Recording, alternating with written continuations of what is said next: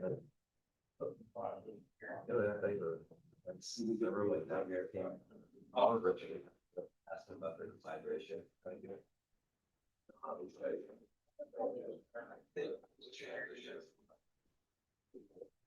right. So. What you gonna be missing next year, Jeff? Missing is a strong word. Everyone wants to do some change. You can, it's been ready to get. They're right in there. Sorry.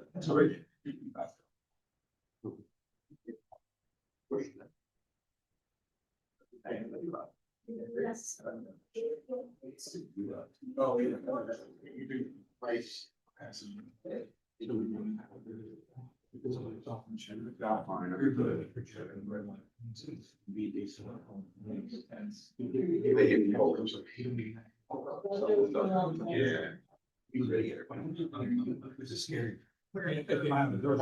Just come back door. You need help. Okay. Oh, jeez. Okay, so bring this meeting back to order. We're back in regular session. First up is the health insurance with our friends from Benetech. Oh my God, they're actually here. I've been seeing you on Zoom too long.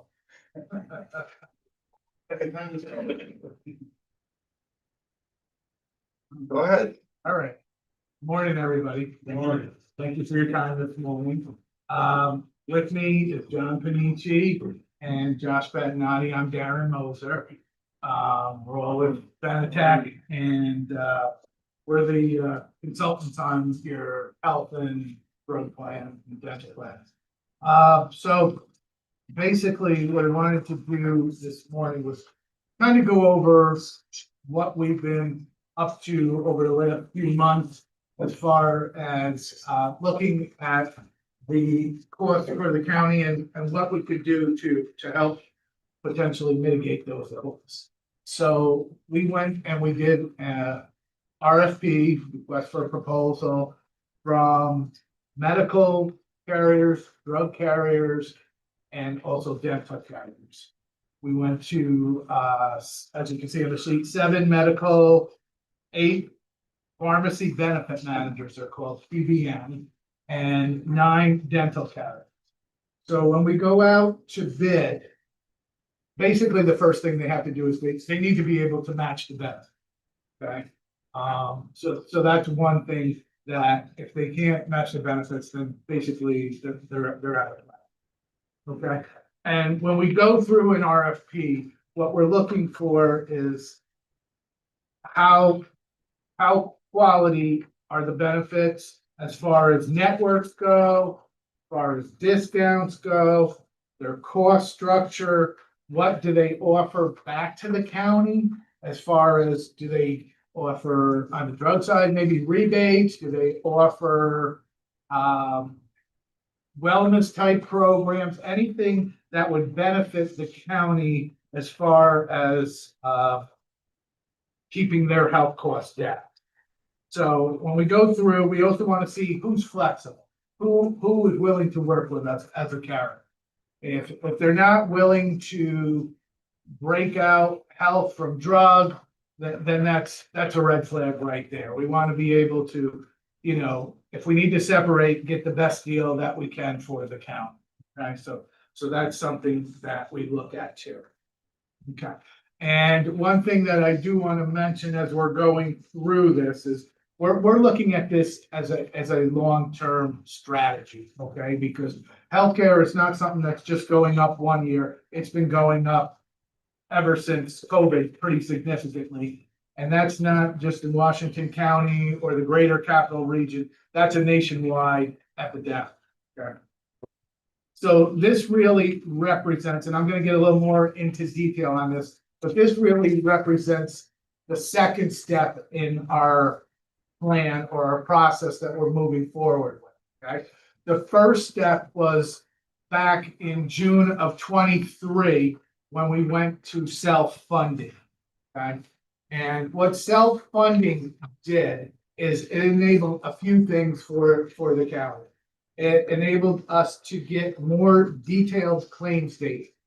That way we could see where your dollars are being spent, okay? Carriers would give us high-level reports, but now we can see what hospitals are people going to? What drugs are they utilizing? You know, how many people are utilizing emergency rooms that maybe could have utilized an urgent care center? Things like that. So we're able to have that kind of data now. We also, being fixed or being self-funded, you have the lowest administrative costs, okay? So what that means is you guys, as the county, are really taking on the risk, but in the past, you really had the risk as well, but you weren't benefiting from it, okay? So 90 cents out of every dollar is going to claim being paid. The other 10 cents goes to administrative.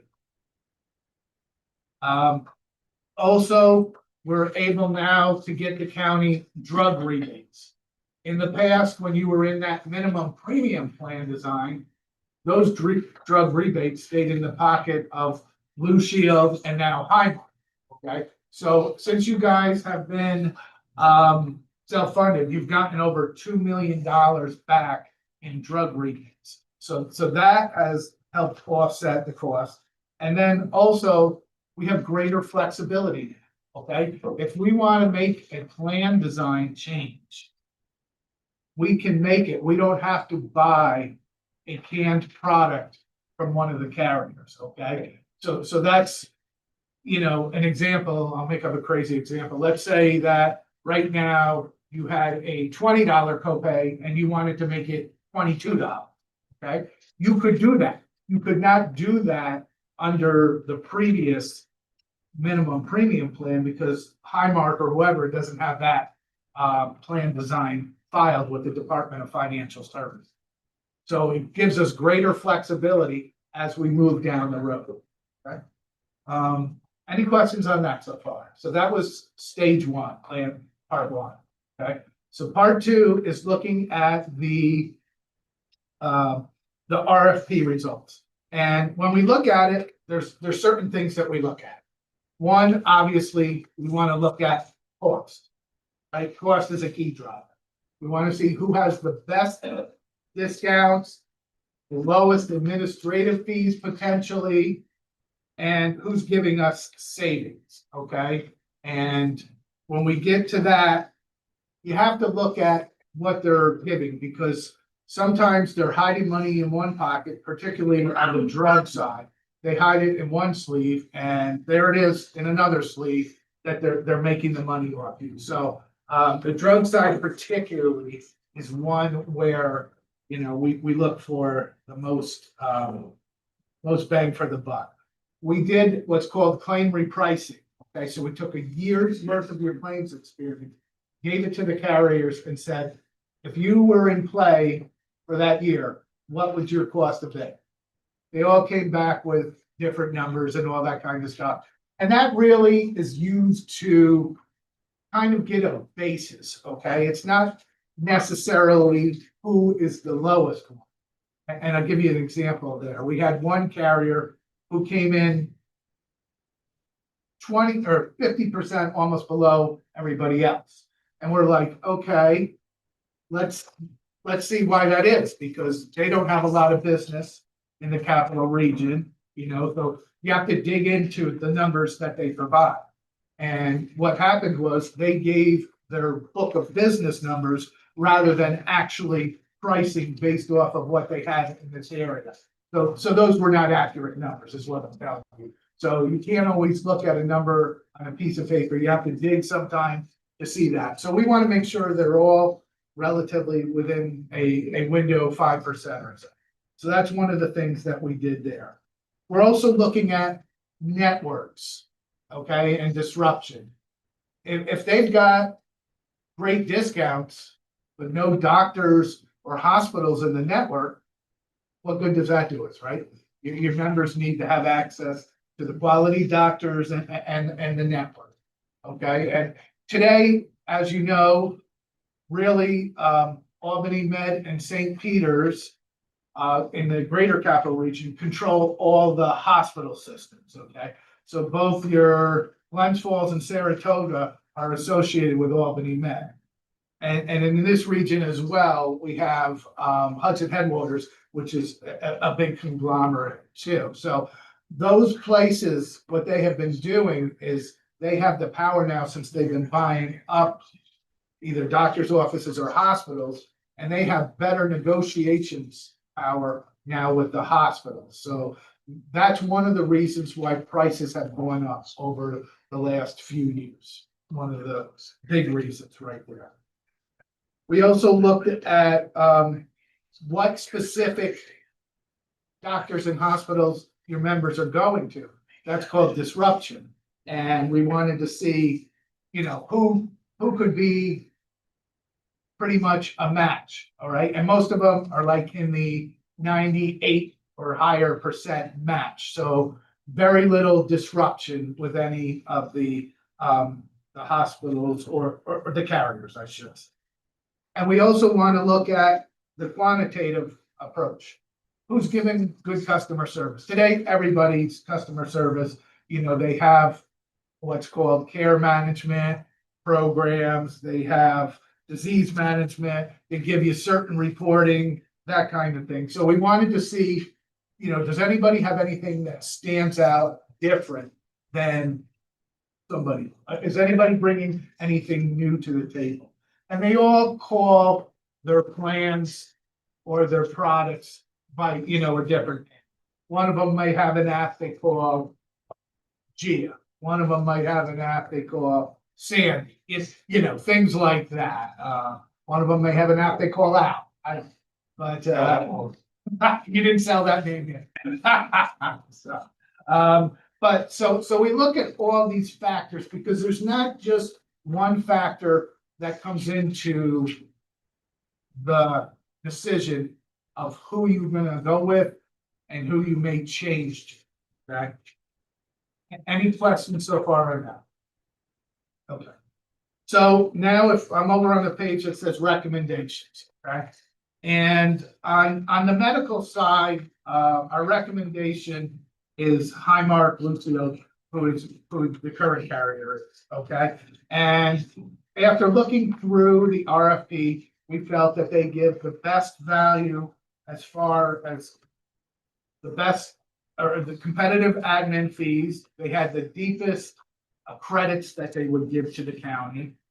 Their network is, your members are used to their network, so it's top notch right there. Their discounts are right in line with all the other major carriers. Their customer service was very good. And they're willing to work going down the road with how can we help assist in controlling costs better for Washington County.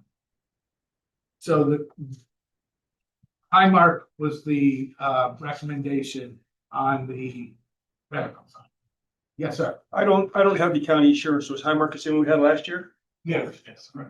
The current, yes, that's the. So, It used to be called Blue Shield of Northeastern Yep. New York, okay? They were bought out probably like 3 or 4 years ago by a bigger Blues plan, okay? Which is, this is in many states. It's in Pennsylvania, it's in Delaware. They do work in Nebraska.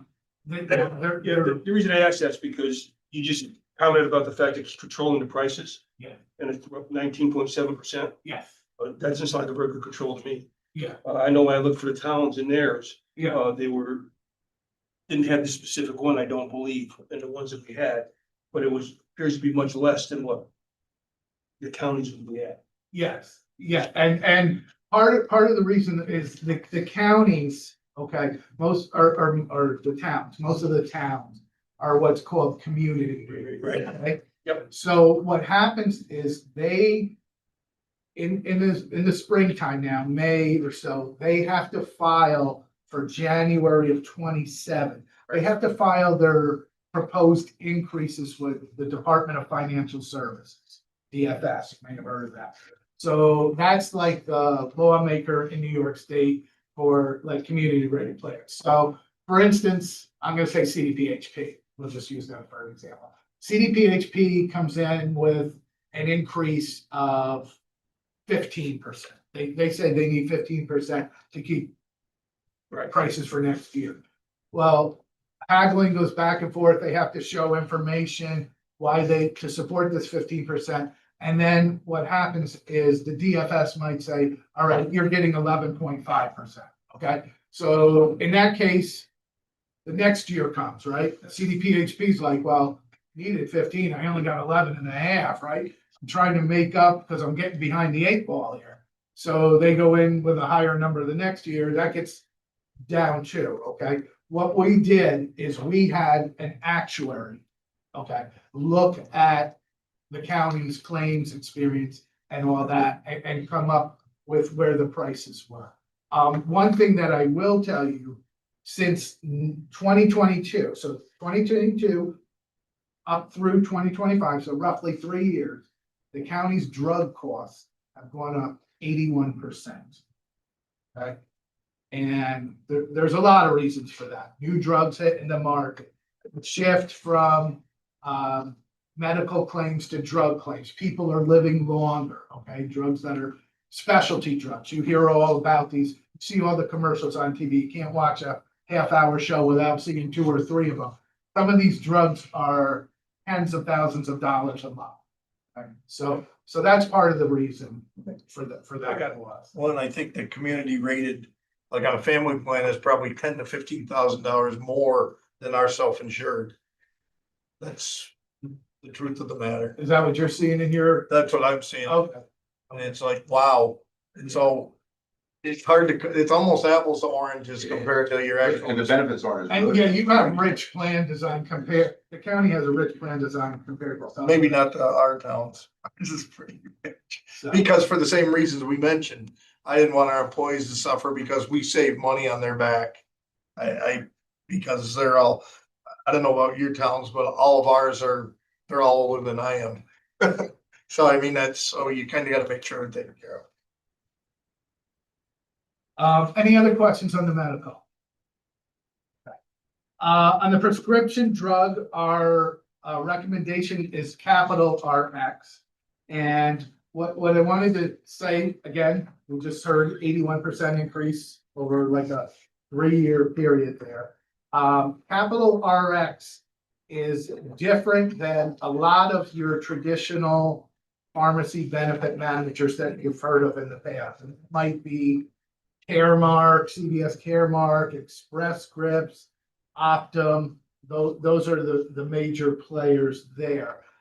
In that Capital RX uses what's called a transparent cost model.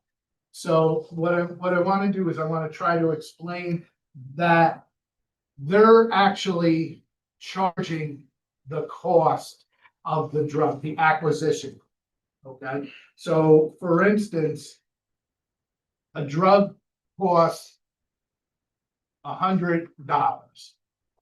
They are charging the $100, and all they're getting is an administrative cost and a fee that they pass on to the pharmacy, a dispensing fee. Okay, so it's clear. Whereas the other types of pharmacies, what they're doing is they're using a model called AWP, average wholesale. And they're giving you a discount off that average wholesale price.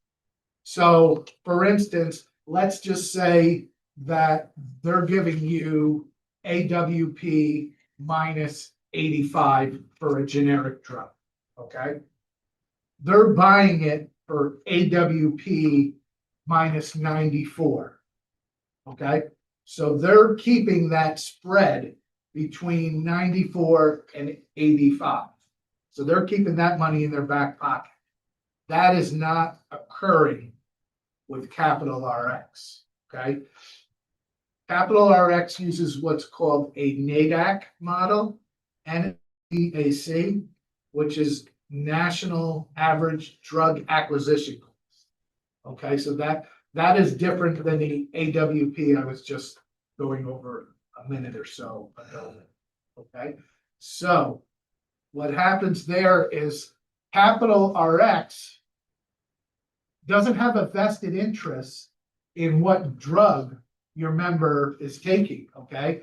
When your member goes to their doctor, you know, they may say, oh, I want to be on that drug because I saw it on TV, you know, and I have that condition. Well, Capital RX might say, yeah, that could be the case, but you could also utilize a drug in that same family, okay? And it might be on a different tier so that the member would pay a lower copay and the county would pay a lower copay. Also, Capital RX doesn't gain by moving a drug from like a non-preferred status to a specialty status where they get more of the rebates, okay? What happens a lot of the times too with rebates, which can be a nasty word in the drug industry, is that the pharmacies will give you 100% of rebates. They say 100%, okay, but it's 100% of brand claims that meet this guideline, or they've got a little fine writing over there, that kind of thing. So again, they're finding ways to keep money in their own pockets, okay? And if they're keeping money in their own pockets, the cost is going up, 1 to the county and 2 to the employee, as far as higher rate actions because claims are higher, right? The vicious cycle that just compounds itself.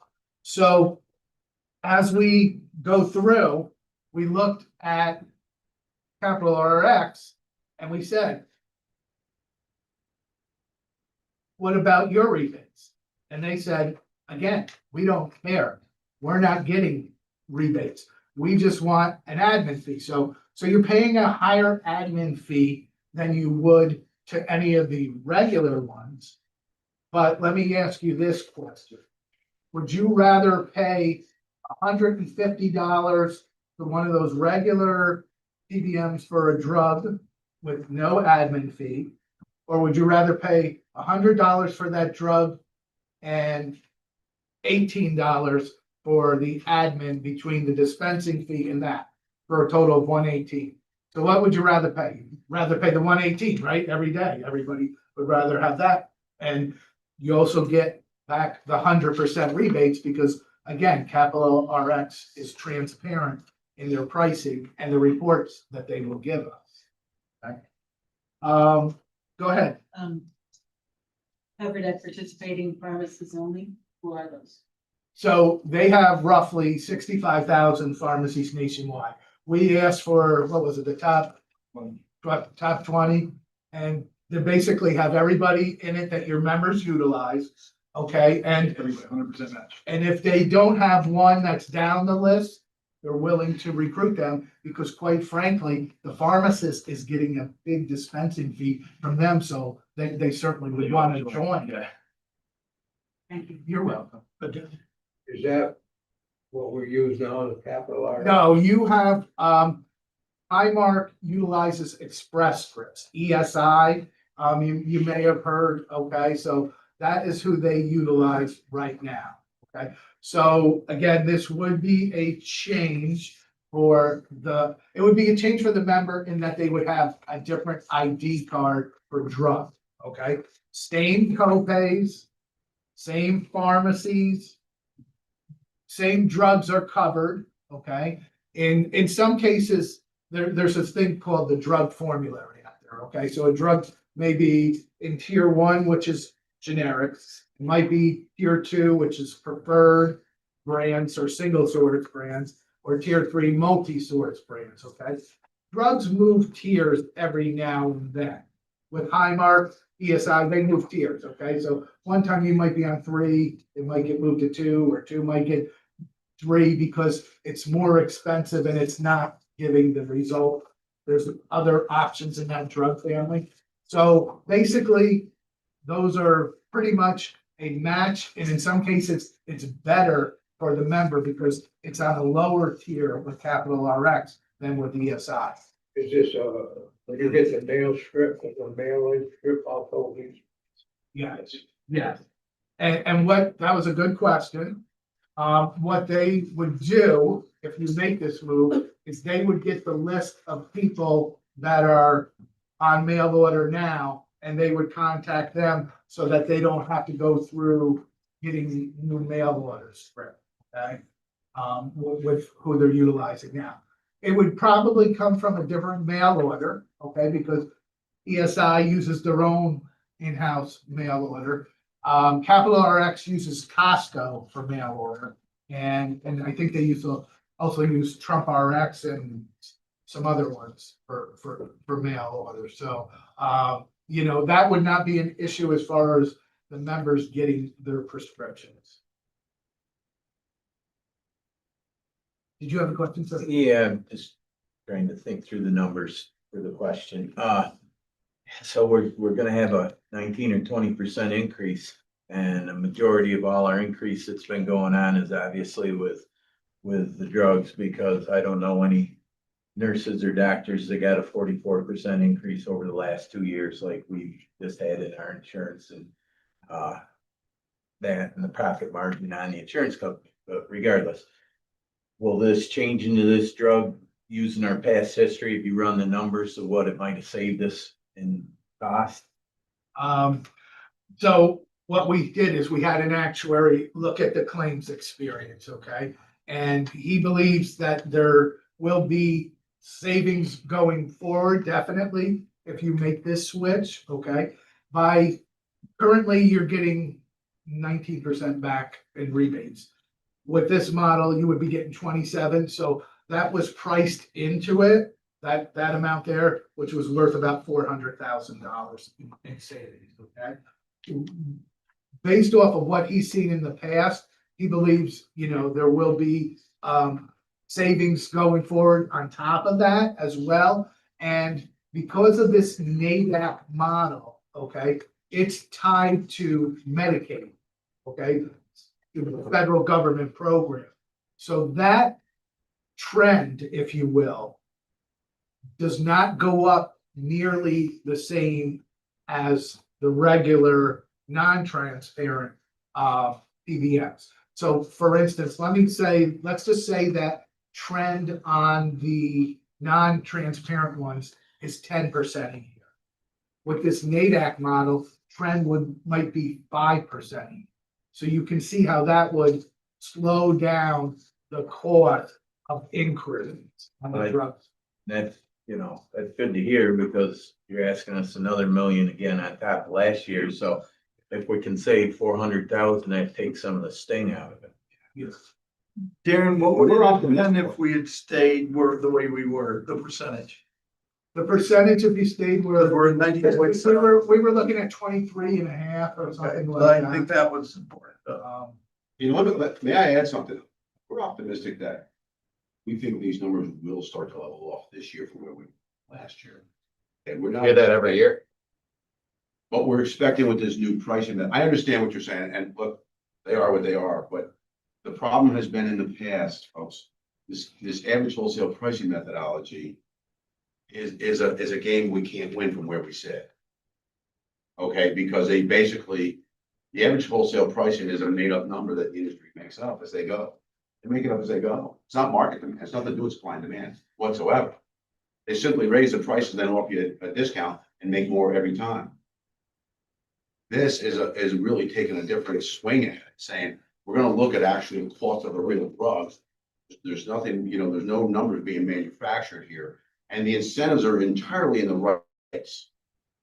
So, because part of the challenge, what we've seen is, we know what's going on is that the way the average wholesale pricing works, they're incented to move people through a higher pricing model because they get a bigger spread and they get the rebates. So this actually allows us to put the drugs where they belong, in the proper buckets at the actual cost at the pharmacy level. So based on that, and based on it aligns with Medicare or CMS, it aligns right with the methodologies, CMS, we think the ingredient cost is gonna be lower, and we think the trends are gonna be lower as well. Okay, so I think it's worth the swing. Okay, otherwise, we're gonna stay in that same cycle. Okay? And, you know, we feel So strongly. the idea is to go up at a lower rate. Go up at a lower rate, yes. There's no way we're going back, it looks like. No, I don't see that. Exactly. And keep in mind, the problem is that under the average wholesale pricing model, we can't see behind the numbers. Right? We can't see anything behind it. And this has been the problem. This is what the industry's been hiding behind, and this allows us to run past that. And there's still a lot of stuff beyond our control. I'm not, we still don't control the cost of drugs being manufactured, but if we're correct, it's a step in the right direction, guys, okay? Folks, so it's not a magic pill, but it's. Let me, the gentleman at the end of the table there. This page here, behind it, right? It shows large claims, and this is something we showed to the union. Okay, this is a comparison of last year's large claims. A large claim is, for this definition, anybody with over 50K in a year. Okay? And if you look at this, for the last year, there were 6 more, so that is 18% more. And they accounted, those people, the 39 people accounted for 700,000 more in claims, okay? That's not just drug, that's also hospital too, right? So a lot of factors going into that, okay? We talked about people living longer in the hospital, having more negotiations power, a lot of factors, but these are numbers of your membership, okay? It's just something that we're seeing, the county and a lot of our clients in particular, the top disease state we're seeing today are cancers. Okay, and there are cancers that are easily could be $500,000 or more between drugs and hospitals. We're trying to control costs as much as we can, but it's just. Yeah, I mean, some things are certainly beyond our control. Here's what I will say though, is that, but we're down to where 90 cents on the dollar is paying for the claim. All right, of the employees and the dependents in the county. And that's what we want to be able to do, that the dollars go to the claims. Now we have to figure out how to manage claims. And this, to me, is the first step of it. We work on the drug, we go to the new pricing methodology. I think we'll get some control here. And next we start working on the medical component. What can we do on the medical side? We start meeting regularly, we'll be starting meeting with the county regularly. What can we do to make a difference there? Again, the challenge we're having, everybody's having. Having only 2 hospital groups controlling most of the care, and it's most of the care because it's not just the facilities anymore. We're talking the large physician groups are affiliated with that. All right, so it has driven up the reimbursement cost significantly. Okay, and so we have to figure out how to be more efficient inside of law, and that's what we need to start working on. So it's a tall order right now, and I'm sorry it's not great news, but it's the reality of what we're all dealing with, and we're not alone here. Just kind of what you're. You had a question. So the savings of that, I guess I've got 2 questions now, but the savings that you're talking about comes up with that. So we would be 27%. Correct, Oh, yeah. correct. And Vermont State still in this. I'm sorry. Vermont State. Oh, yeah. Oh, yeah. Same network, same everything. Yeah. Yeah. But Yeah. they're not, if you mentioned Albany and St. Peters, they're taking control of all this. Now, what is it, Rutland and Dartmouth and UVM? Yeah. They're all still in, they would be in the network through the Blue Cross and Blue Shield National Network. Whatever negotiations are in place in those localities, we get the benefit of. But they're going the same way where the doctors groups are all working for Rutland Regional. And Yeah, they're getting bought, conglomerate. This is happening everywhere, folks, the consolidation of providers. Which is why we need to work on, maybe pulling out those centers of excellence that are out there that have better outcomes and lower costs and making them more available, creating more advocacy for employees to get better care at lower costs. Those are the things we need to start working on inside the program. And now that we're self-controlled, we're looking at the data, we can actually look at where everybody's going, where events are, where the waste is. You have a question? No, Oh, well, I was just wondering if you wanted to come in next fall and stand up there when we have 200 taxpayers all upset why we're jumping 15 or 20% again on taxes. And help explain that side of it. I know, it's just not an easy, we sympathize with you, but It's not easy, but it's what happened to everyone. I yes, yeah, you're not. What's that misery loves company, Dave? I don't like misery. Misery makes more misery. It's really difficult though, because you It know, is. the healthcare, look at how it's affecting the county, municipalities, the schools, yes, okay, ultimately taxpayers. yeah, trickle down. And we sit here and we make light of it, but it's no like situation. Something needs to change, nothing. It sure does, and it's affecting private employers the same way. Right. I mean, Benedek has the same problem you have. No. I mean, we're trying to figure out how to make the numbers work ourselves, because it's a real expense, and it's driving all of our costs through the ceiling, it's become problematic. And, We all want it up, they're really saying that people don't need it anymore. But the You're right. escalating costs Yeah, are affecting everybody, it's just kind of making. I mean, something needs to be done at the federal and state.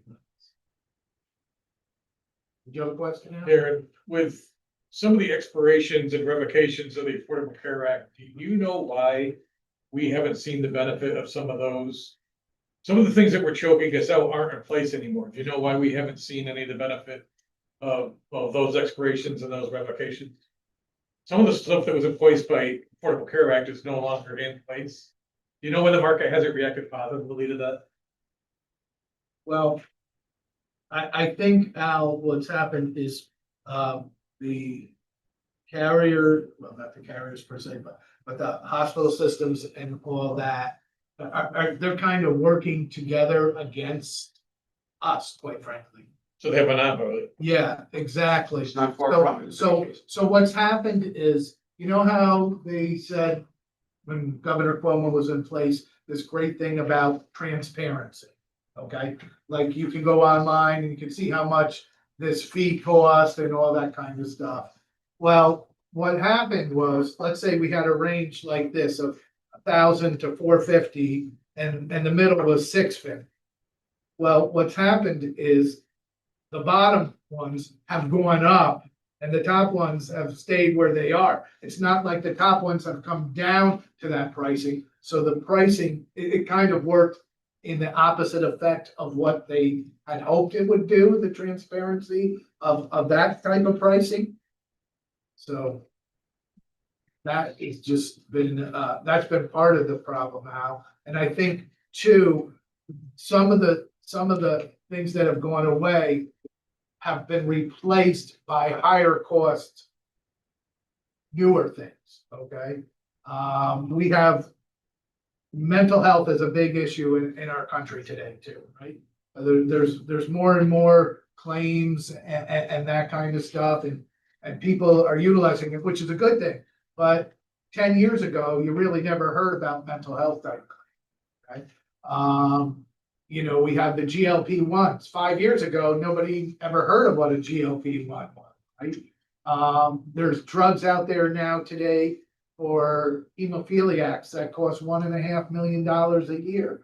Okay, so I mean, it's something that there's going to be new things coming to the market all the time with technology advances that are just offsetting the cost. Like if you go to a hospital and let's say you give them your county card for an MRI, and you that MRI could cost $2,500, okay, through the insurance. Not that the members pay $2,500, but the groups get paid $2,500.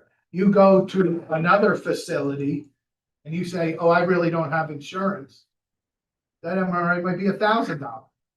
700-800. Yeah, so what is going on here, right? They're taking advantage The economics of don't the work. system. The healthcare system is the only system in the world, you introduce new competition and the cost goes up. Then that's exactly what happened. Makes no sense, does it? I mean, economics make absolutely no sense. Introduce new competition, the cost actually goes up higher. And because we're self-insured, can we do we get stronger on some of what we allow? Because you touched earlier about these commercials we see on TV. You might have somebody that's looking at either the Wegovy or Zepbound, Yes. which probably has a $2,000 a month price difference for the count, right? Both GLP-1 medicines, the pharmaceutical use of both of them is pretty damn similar. Could we, now that we're self-insured, if we can impose some of the restrictions, is there a way for us to encourage, if it's, I don't wanna play God, right? But if it's the same drug, with the same application to the employee, can't we start encouraging a little more stricter control over, look, I understand you saw the TVN commercial and that dog looked really happy, but this drug does the exact same thing, right? And we save $2,000 a month per person that understands that drug is the same damn drug, right? Yeah. Do we have some controls that way? Yes, We do, we have these, but those are the kind of things we really need to be looking at. yeah. How do we look at the designs where the efficacy is the same, Right, right? that's what I mean, I don't wanna play Better God. cost- Right. Better cost structure, you're right. Is this what the new drug outfit's gonna lean towards, kind of do? They do actually. What's nice is they have more clinical services available for us to extract from them because they don't make money on the drugs. So they're there to help us, and that's one of the reasons we're excited about these guys, and that, you know, we're gonna be able to extract a lot of information and resources from them on a clinical level that we haven't been able to do in the past. So you're really talking about a self-formulary. We could, yeah, in essence, we could That's do what that, you're yes. talking about. Yeah, we could. Self-formulary. Cause I've gone to drugstores before, it had medicines that just said, well, your insurance won't cover that, it's not in the formulary. So really, you'd be setting your own formulary up. Yeah. And if there needs to be a medical exception, okay, let's say I tried drug A, which was the cheaper one, and for some reason it didn't work for me, but drug B did, you now have the authority to do that, being self-funded, where you didn't have that authority in the past. But again, that would be kind of like a case-by-case basis. It wouldn't be something that you'd wanna, you know, And who would make that decision? there'd probably be a. The first line of it would be we would probably use capital RX initially, okay, but again, we can bring it outside, we have a physician as well, and we can bring it to a physician and a pharmacy consultant, and we could then review it for that, you know, I mean, then we- make that final decision. Yeah, we make the recommendation, but ultimately, it's your call, you know. And exceptions can be done effectively too, they don't have to become the new rule. They can be done, if done correctly, they become very effective. So it's an appeal process. Okay, yes.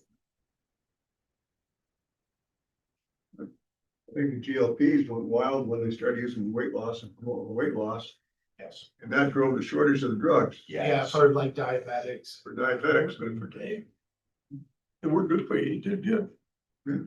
not for that. But, it was really amazing how the shortage was 3 or 4 years ago. Yeah, Yes. yeah, and you see shortages in the markets too. I know some of my grandkids, like with ADHD medicine at times, it's hard to get it from one pharmacy to another. So, I mean, sometimes there's shortages. I think the shortage drove people to some of these online pharmacies because the local pharmacies couldn't get it. But get it, exactly. Couldn't get it. And now there's a zillion variations on it, the cost is coming way down. In fact, you hear people all the time getting prescriptions on mail or GLP-1s for a fraction of the cost of what it's costing. So certainly there's no real good news here, other than we're below 20%. And we're looking Yeah. at a way to kind of hope the increases, and we're working towards getting the increases to be less in the future. Correct. Ryan, I actually believe the capital RX is a step in the right direction. I think it's a step in the right direction. Right, otherwise, we're gonna be back doing the same thing. If you see some of the advertisement for Trump Pharmacy Yes, is that GLPs, they're selling for $199. yeah, That's without medical insurance. yeah, they're actually in this network. So is Mark Cuban's Yeah. program too, is actually in this network too.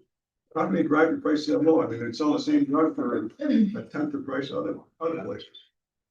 So unless you guys got more, I think we'll wrap it up before we don't want to bore anybody. We got- We got better. I mean. And then, any other questions quickly on drugs? I'll just go quickly. Dental. Yep. Our recommendation on the dental is to, stay with Delta. We put it out both fully insured and self-funded. And for some reason, Delta came back saying that the cost to go self-funded would basically be cost neutral.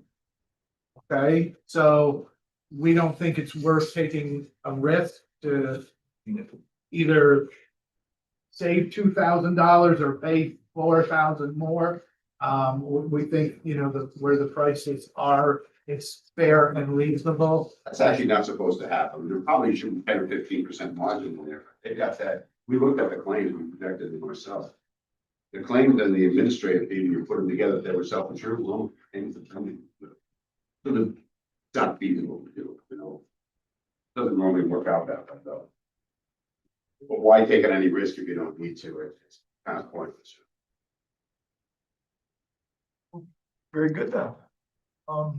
Look forward to our next meeting to see where we're at. Actually, we close up on the year.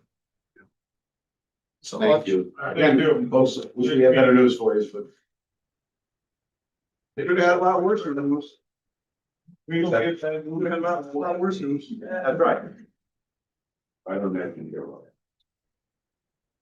None of these guys. Run us off the roof. No. Well, Know yourself, yeah.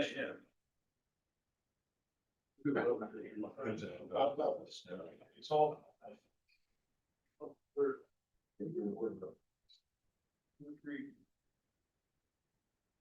Thanks, guys. That's one way for you to surprise. Keep coming. Okay, on to the treasurer. One piece of good news coming from. Everybody got the reports in front of them or no? Yeah. Some pens for it. Did you get your 20% increase in the pens? Hey, send it back and reduce their fees. Not sure that'll last 2 budgets. That's all right. You'll get new pens next year. They should have brought us red pens. Budget, if they're for budget, they should be pencils. Going through the packet real quick, I know that morning's been long already, so I'm not gonna take much more of your time. The sales tax sheet unfortunately didn't start the year the way that I would like to have seen it, obviously. The only shining light right now that isn't probably only a temporary shining light is the gas prices are up, which, doesn't help the average taxpayer or anybody in this room. But there is gonna be an additional sales tax received by the county while that price is up, we will benefit on the sales tax, and that's about the only place we're gonna benefit. Because it's gonna cost us more to run our trucks, it's gonna cost us more to pave our roads, so that joy and happiness will be short-lived, I promise. If we maintain last year's level, guys, I think I would call that a win. I'd love to see growth, but Brian and I talked about this even back at budget season, that 26 might not be a significant growth year for us. And first quarter of the year has proven to show that maybe being true. Because remember, this sheet in front of you starts February, there's already a month of the calendar year that was on last year's. So we've already seen some of the trend in the first quarter come to pass, so. Then you got your cash balance sheet. There's nothing significant there. Our cash balances have been down. We had to borrow $15 million on a TAN. This is probably a good time for me to report to the board. The good news is I was able to participate in a phone call with Moody's and go over some of the things that are in play currently, explain some of the things we went through in 23 and 24. The people from Moody's were very understanding. They understood that we have a plan in place. I was able to give them some great numbers moving forward. So we were able to keep our AA3 rating on our short term and an MK1 rating, AA3 rating on our long-term debt and an MK1 rating on our short-term debt, which both are absolutely excellent for municipality. And it makes our debt very attractive to investors, actually. So I have predicted with Mr. Campbell that our borrowing would come in around 2.5%. The good news is, even if I'm right for the wrong reason, I'll put it in the win column. The short term, which is our band that's good for a year, was only 2.48%. I will take that all day long. And the long-term money that, so again, after, you can only ban for like 3 years and then that money has to go long-term. The amount of our borrowing that we had to go long-term came at 2.52. So again, not unhappy with those rates, to be honest with you. One is long. Does it matter? I feel like it was 20 years, Dave, but without the documents in front of me, I actually closed on the borrowing tomorrow, so, I'll take your number. but I feel like it's 20 years because it was roads and bridges. Okay, I feel like it was a 20-year bond. well, that's not bad for 20 years. Yeah, we did add $1 million of new money. In recent conversations with Mr. Campbell, I haven't met with Deb yet, though. With some of the projects in play this year, we might have a second round of borrow. Because there wasn't time to get any cash flow analysis done. She's got some rather large bridge projects that are grant funded where we're, pay up front and get reimbursed. So there may be some debt issued to help cash flow the projects. Wasn't there a longer term when we build them and pay them back? Didn't they extend some of the timeframes out by several months? Was it March salary reimbursement? I don't know, Dave. I thought there was something that used to pay 90 days and we're up to 180 days. So that's a conversation we can have offline because there's a couple of different things in play. It's not completely Marshall's fault. Some is, some isn't. But we can talk, I can have a discussion about that. Okay. But Marshall is a variable, right? It could be 30 days, it could be 30 months. We've seen Yeah, that's right. the wide gambit of, but there's several reasons for those delays. So we're on track. We made our retirement payment in December, thanks to the TAN borrowing. All of our bills and everything in January was made. The unused money, of course, we sit in the ICS account earning some interest. That additional interest will help offset some of the borrowing costs for the closing costs and the attorneys and all that stuff. So it does soften the blow a little bit to keep it invested as long as we can. We're on track to have it paid back in the 6 months without any effect to the county. I am not currently anticipating having to do another one. I hope this is a one and done for us. Obviously, I can't make you that as a guarantee, but my belief is that might be a one and done and not have to be repeated, so that would be fantastic. The next pages after the cash flows, I'm not gonna spend a lot of time on these because you're gonna see this information very soon. The first 4 pages is where we are so far through February. Those pages are very superfluous at this moment because 2 months into the year, you don't get a true picture. Some of the stuff is front loaded, so you get a very unreal picture of our financial standing, but I want to share it with you regardless. More importantly, the next 4 pages you're going to hear more about in the near future because that's where we are in 2025. What's good about 2025 is I still believe that we will not use all of the $3.8 million that you said we would use.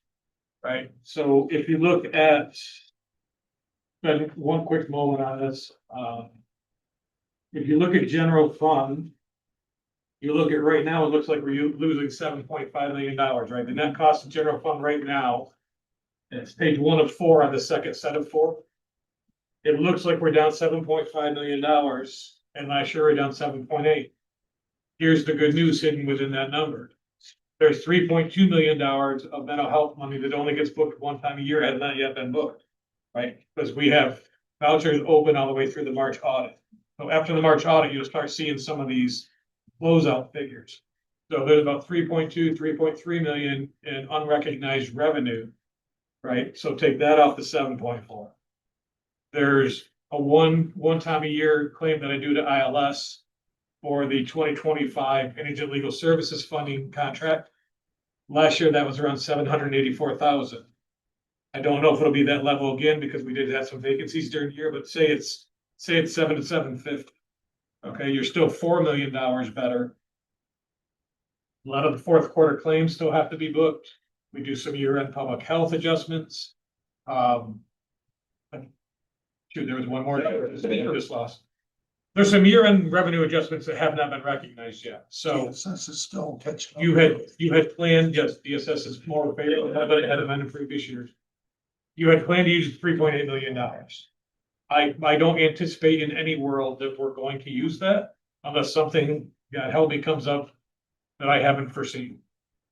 I would really like if not only, I would like to use none of it. I think we're going to use some. Right? So the good news, I will fodder some good news within the bad, okay? If you projected to use 3.8 and you don't use all of it, that's a win, right? There's a secondary win for that where you didn't reappropriate that same 3.8 million for 26. So when I report to you fund balance, I report to you the unreserved unappropriated. So if you don't use all the 3.8 and you didn't appropriate any new for 26, it will actually look like your unreserved unappropriated fund balance will grow. So if we can see $1 million or $1.5 million, and we can get back to that 16 or 16.5 level, while you're still under the threshold you set for yourself, which is around 22, right? We're still significantly below your floor that you set. But to not use any more and maybe add $1 million or $1.5 million back, I think it gives you at least a structural stability going into 27. The problem is you're still not at the 22 floor that you set for yourself. So like I said, it's kind of a mixed good and bad news at the same time. It's good that we didn't lose any more. It's good that we stopped the bleeding, but we're still a long way from what I would consider your even yellow flag level, right? I think we're kind of in the, what's yellow and red, orange? I think we're in the orange zone. So that's, the other one that I wanted to mention on the back of what you just heard, because I think it's going to be more important in the next couple of months. Our claims were up $1.3 million in 2025. Our cash balance in the fund ended the year at 1.7. That was after a cash infusion from general fund. At that level, if claims don't slow down, you're gonna have another one. You're gonna need another infusion if that level doesn't, if the level doesn't level out, you're going to need another infusion. So I just wanna, again, I'm not trying to be gloom and doom and the sky is falling and it's Almageddon, right? That's our new word for 26, Almageddon. Let's build on. But I just want you to know that See, you caught on. it wouldn't be fair to you guys if I didn't tell you in advance that the health insurance fund, even with the increase, may need life support again as well. So when we budgeted for healthcare for this year, 5.6. Yes. 6.7. We had included a lot of people who are now no longer going to draw health insurance. How Not much sure. is that good? We took a real look at the real number. Yep. And it I'm was, just hoping. and we did go I- to 20%. I wish I had better news, but no, we already have that into consideration. It could be a lot worse news. There could be worse news. Right. There could be better news. Very good. Hey, thank you, sir. Okay, so we are, auction property. Oh. Okay. Auction properties. So there's two things at play. They're kind of interrelated. One, the board passed a resolution for us to sell a piece of property in the town of Fort Ann. There's been a lot of back and forth about, because it's only a piece of a property. So I've been pounding for months that I need some kind of legal description of what I'm actually selling. I can't just say, hey, we're auctioning a piece of land. I need to be able to have leaps and bounds on the deed. I finally have those, right? So, and specifically to that property, there's a couple options. We can include it with leftover county property. We can advertise it on our website. Or one of the things that we used to do back in the day was, and we'll discuss this in a minute too, we could put a legal ad in both of our local papers and accept sealed bids. right? So for this 40 property, let's start with that one, because that's the easy one. I think my recommendation would be the legal ad with sealed bids being received in my office. Right, that's to me, it's the most expeditious, it's the cleanest. You're in, they're sealed bids, you open them and they're done, right? So for that property that they've been patiently waiting on for, I want to say 6 months now, if not better. We can actually expedite that one by just putting a legal ad, accepting sealed bids, opening sealed bids and being done, right? So. I make a motion, we accept Al's recommendation on Love the it. piece of property. I'll second it. Any discussion on that? All in favor, say aye. I, Opposed? Carried. Okay, so the more interesting conversation is about, I've got about 13 properties from the fall auction that sold and were not consummated. So people either said, oh crap, I overbid, I don't have the money. Or they went and saw the property and it's not exactly what they thought, because remember, our auction is online now. We have people that don't do their homework, that bid sight unseen and then go see it and go, oh Lord, this is not what I signed up for. And they walk away from it. So several different reasons people walk away from an auction property. We've got about 13 of them, which is more than normal, but it was also a bigger auction than normal. Again, I present you with options. Number one is the same with the first. Legal ad in the paper, we accept sealed bids, we open the sealed bids. We are done. Option number two is we engage the online auction company to have another online auction over the course of 2 weeks. Like we did, we can sell them the same way we sold them originally. Online, people register, they bid, there's dynamic bidding over 2 weeks. The auction closes, there's a winner. I bring you a resolution. All right, that's option two. One of the things I brought to Mr. Campbell on Tuesday that is an interesting one. And it'll be interesting to see how you feel about it. We could also put a legal ad in the paper of the properties that were coming up. We already have a paper book from the fall auction. We could put together the pages out of that book for the leftover properties. They would be available to potential bidders. And I could literally hold a live auction here at the board chambers where in a half hour, we're in and out. There's no 2 weeks, there's no auctioneer fee involved. And without the extra 6%, maybe people invest a little bit more in the property.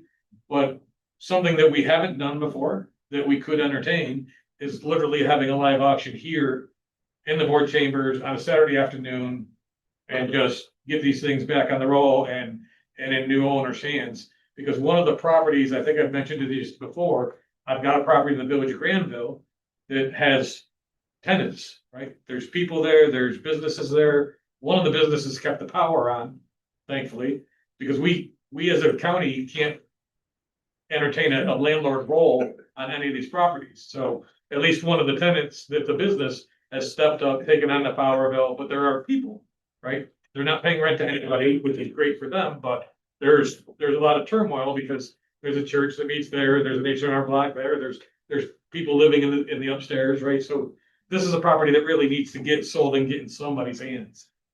Just for the safety and welfare of the people in it, right? I mean, so those are three options as I see them. And I'm open to,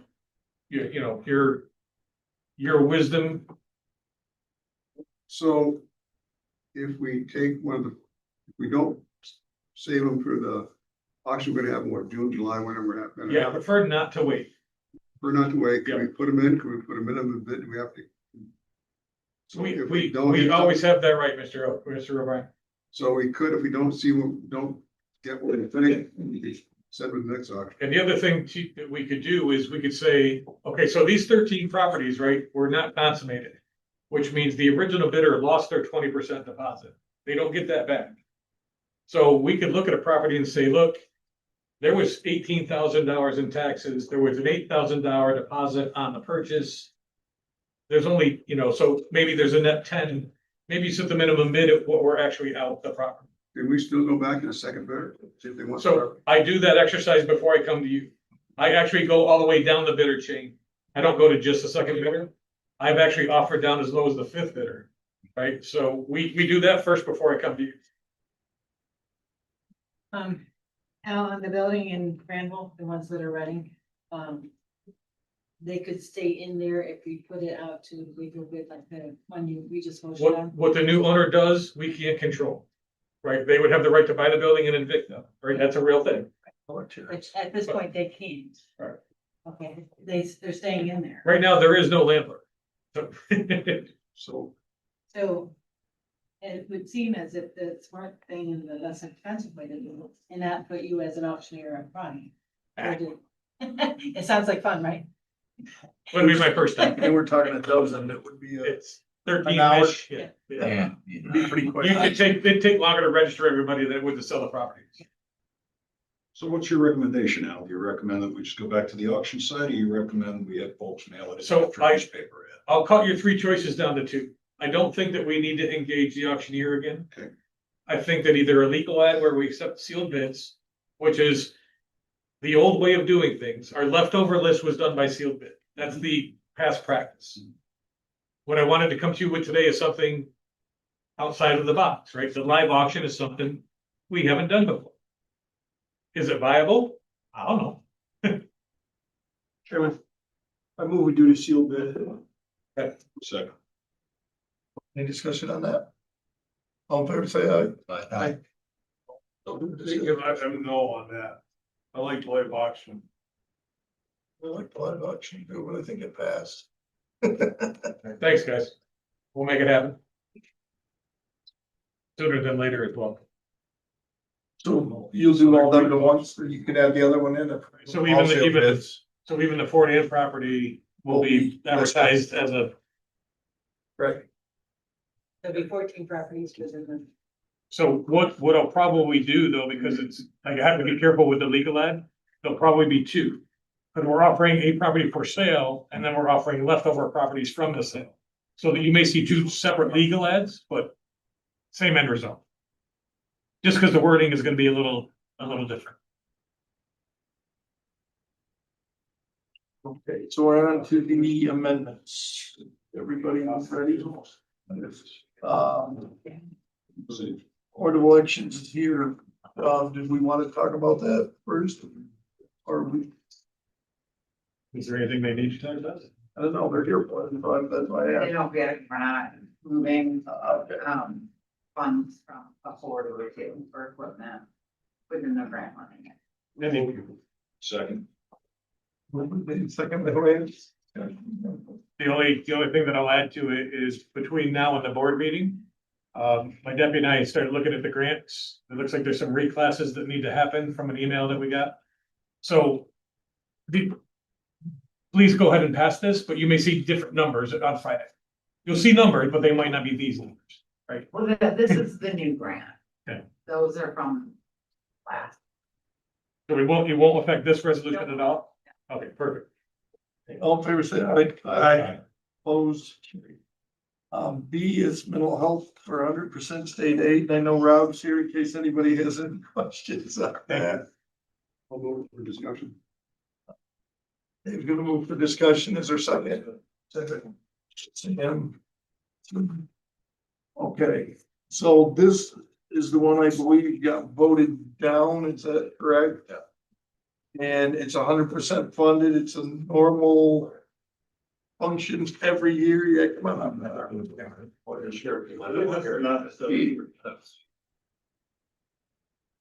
Okay, so this is in response to some new requirements that the Office of Mental Health has for the county offices of community services. By New York State statute, we do operate and oversee an assisted outpatient treatment program. That's the program where who are non-compliant with their treatment, have certain level of dangerousness in a certain look back history can be court ordered to outpatient treatment. So there is a push at the state level for additional oversight of that program and development of what they call enhanced voluntary agreements. They want people to be offered the chance to voluntarily agree before it goes to court. Which could, on the county side, save in terms of some of the county attorney expenses, because it wouldn't involve court with the county attorney's office. We would be able to case management and oversee it. So in any event, what I'm trying to say is the state has provided some funding for the county offices for an FTE position to do this function. And so every county is receiving this funding. It actually, this amount of funding also includes, it was originally passed in the current budget cycle, so there actually has retro funding back to April 1st, 25. And their startup funding of 8,600, but the annual ongoing funding is 189. So that's what we would be seeing annually ongoing in terms of the state aid. It would be for our admin. Rob, does this, go like to drug court or a mental health court? Well, the funding wouldn't go to them. The funding would be in our administrative office. And the way that we work, either we would work with OMH, we could move that funding to Warren because of our employees are carried as Warren County employees. Or it would just be factored into the chargeback. Washington County would get those funds, portion of those, those funds would go to fund a portion of the chargeback. Just trying to get clear, Rob, this funding is to help determine, without the lawyers and the judges in there, people voluntarily committing to the psychiatric wards, is that, or how? Voluntarily agree to participate in their plan as an alternative to going to court. Plan, a It plan also would- in the counties, not, Treatment. yes, Yeah. but I mean in the Comply counties. with their Yeah. treatment. I'm just trying to avoid, Sending them outside and paying the big bill. Yes. No, we do think that this would help with that issue, because together with a court navigator, which I don't know if you recall, we got some funding for court navigator. We're just bringing that program out. So those people, that person would be working with people early on in the process, after arrest, and maybe even at arraignment court, before they get further in the process. And then this person would be working with sort of a subset of that population, but a subset of this group could be those people that are in a 730 process. Now, So we could hopefully decrease it. The hope is it could decrease that. Rob, I'm glad that Sue's here because we have all our alternative things, all the alternative sensing piece of what we do. I feel like, is there a relationship that some of these funds can help? We have an alternatives to incarceration program that's very successful here. Is there something, are there services that the county can tap into some of these funds to help you in this process? Because it's part of what we already do, for both counties. We have services we provide to Warren County, and for Youth Bureau and Alternative Sentencing Services. And it's up, from what I'm hearing you say, this is some alternative to incarcerations program.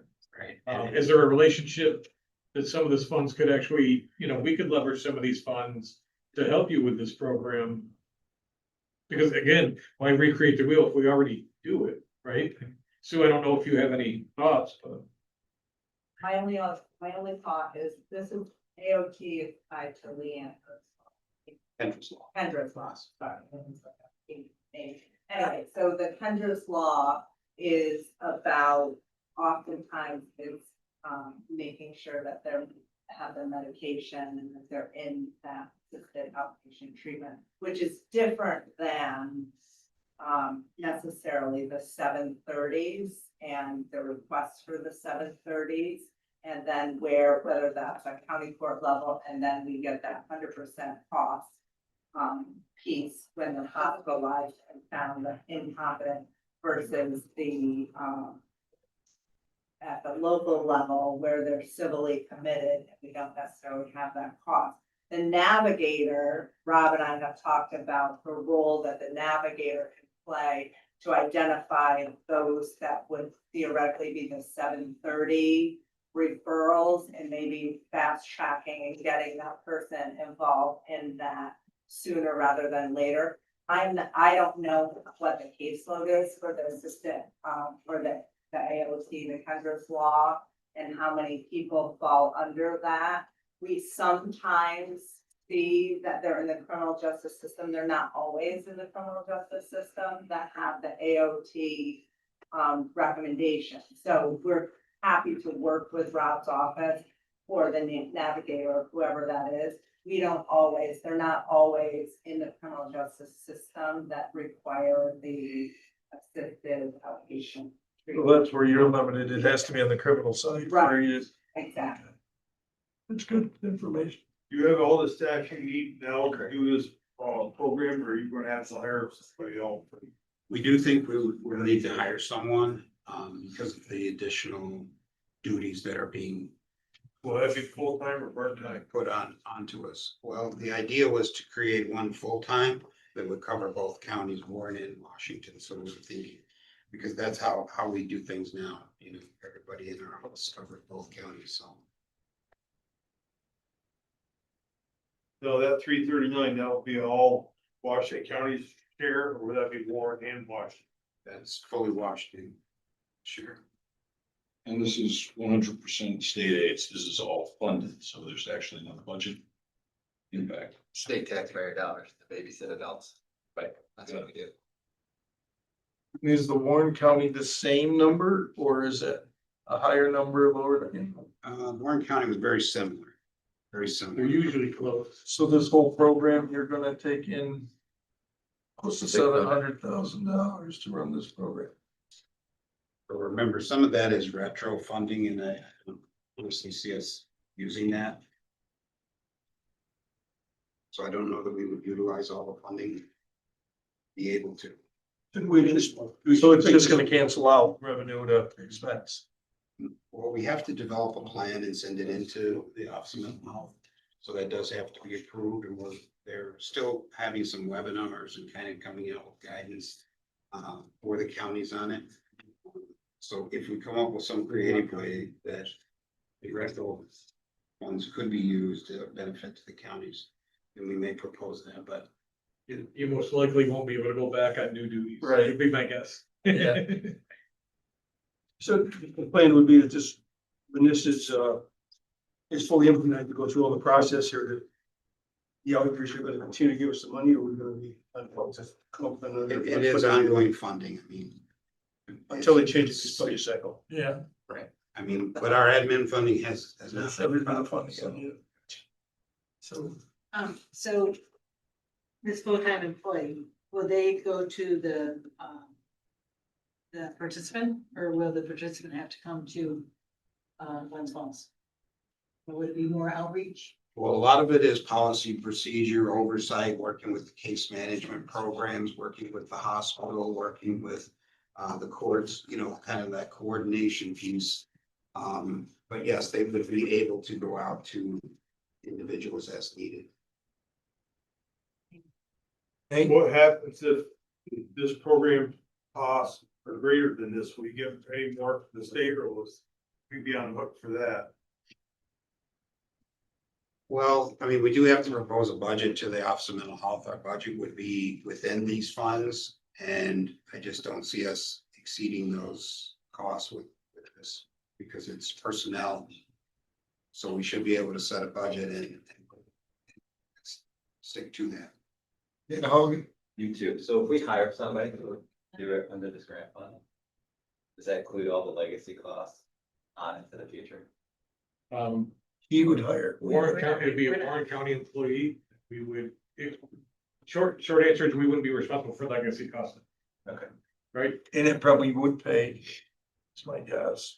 Right. We'll pay, We would build in all the fringe and Yeah. those types of things in the budget. Retirement, all like that. but yeah, but it's on, be a Warren County employee the way they.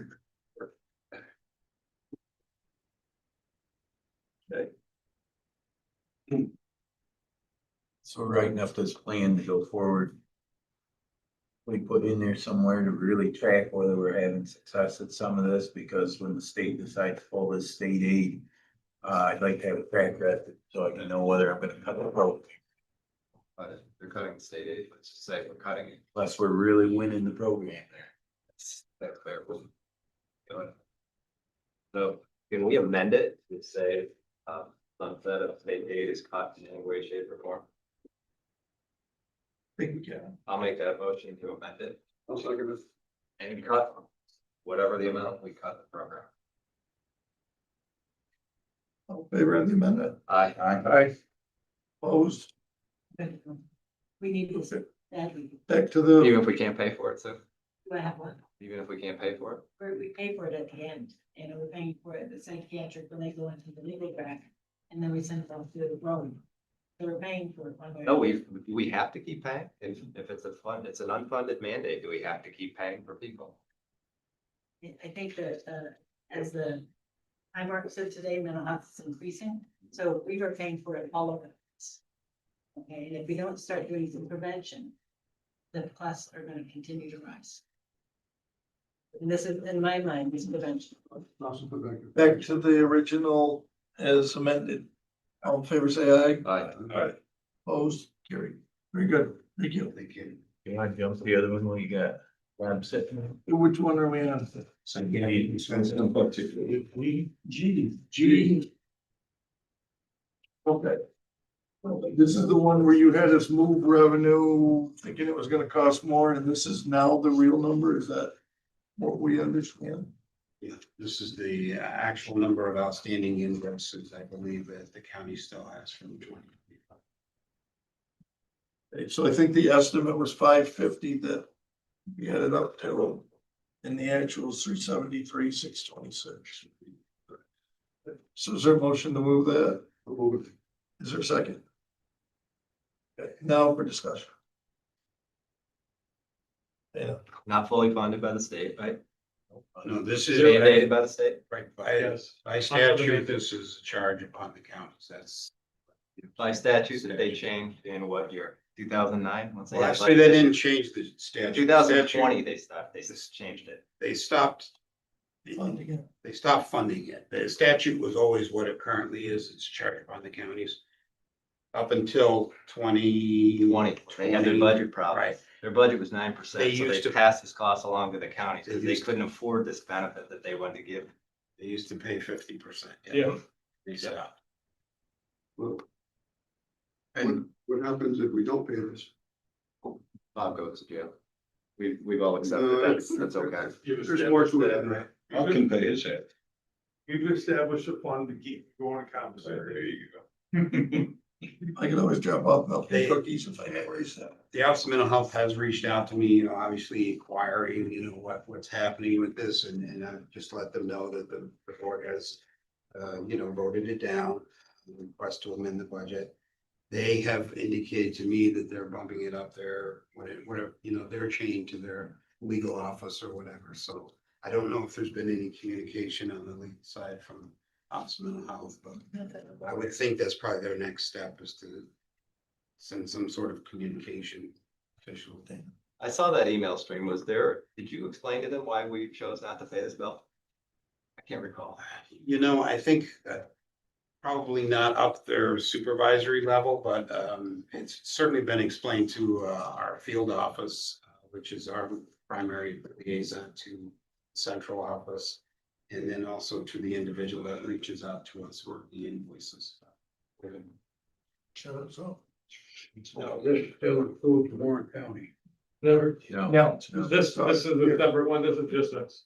This is anybody that. this is the one we keep voting down at the big board meeting. This is the 7:30.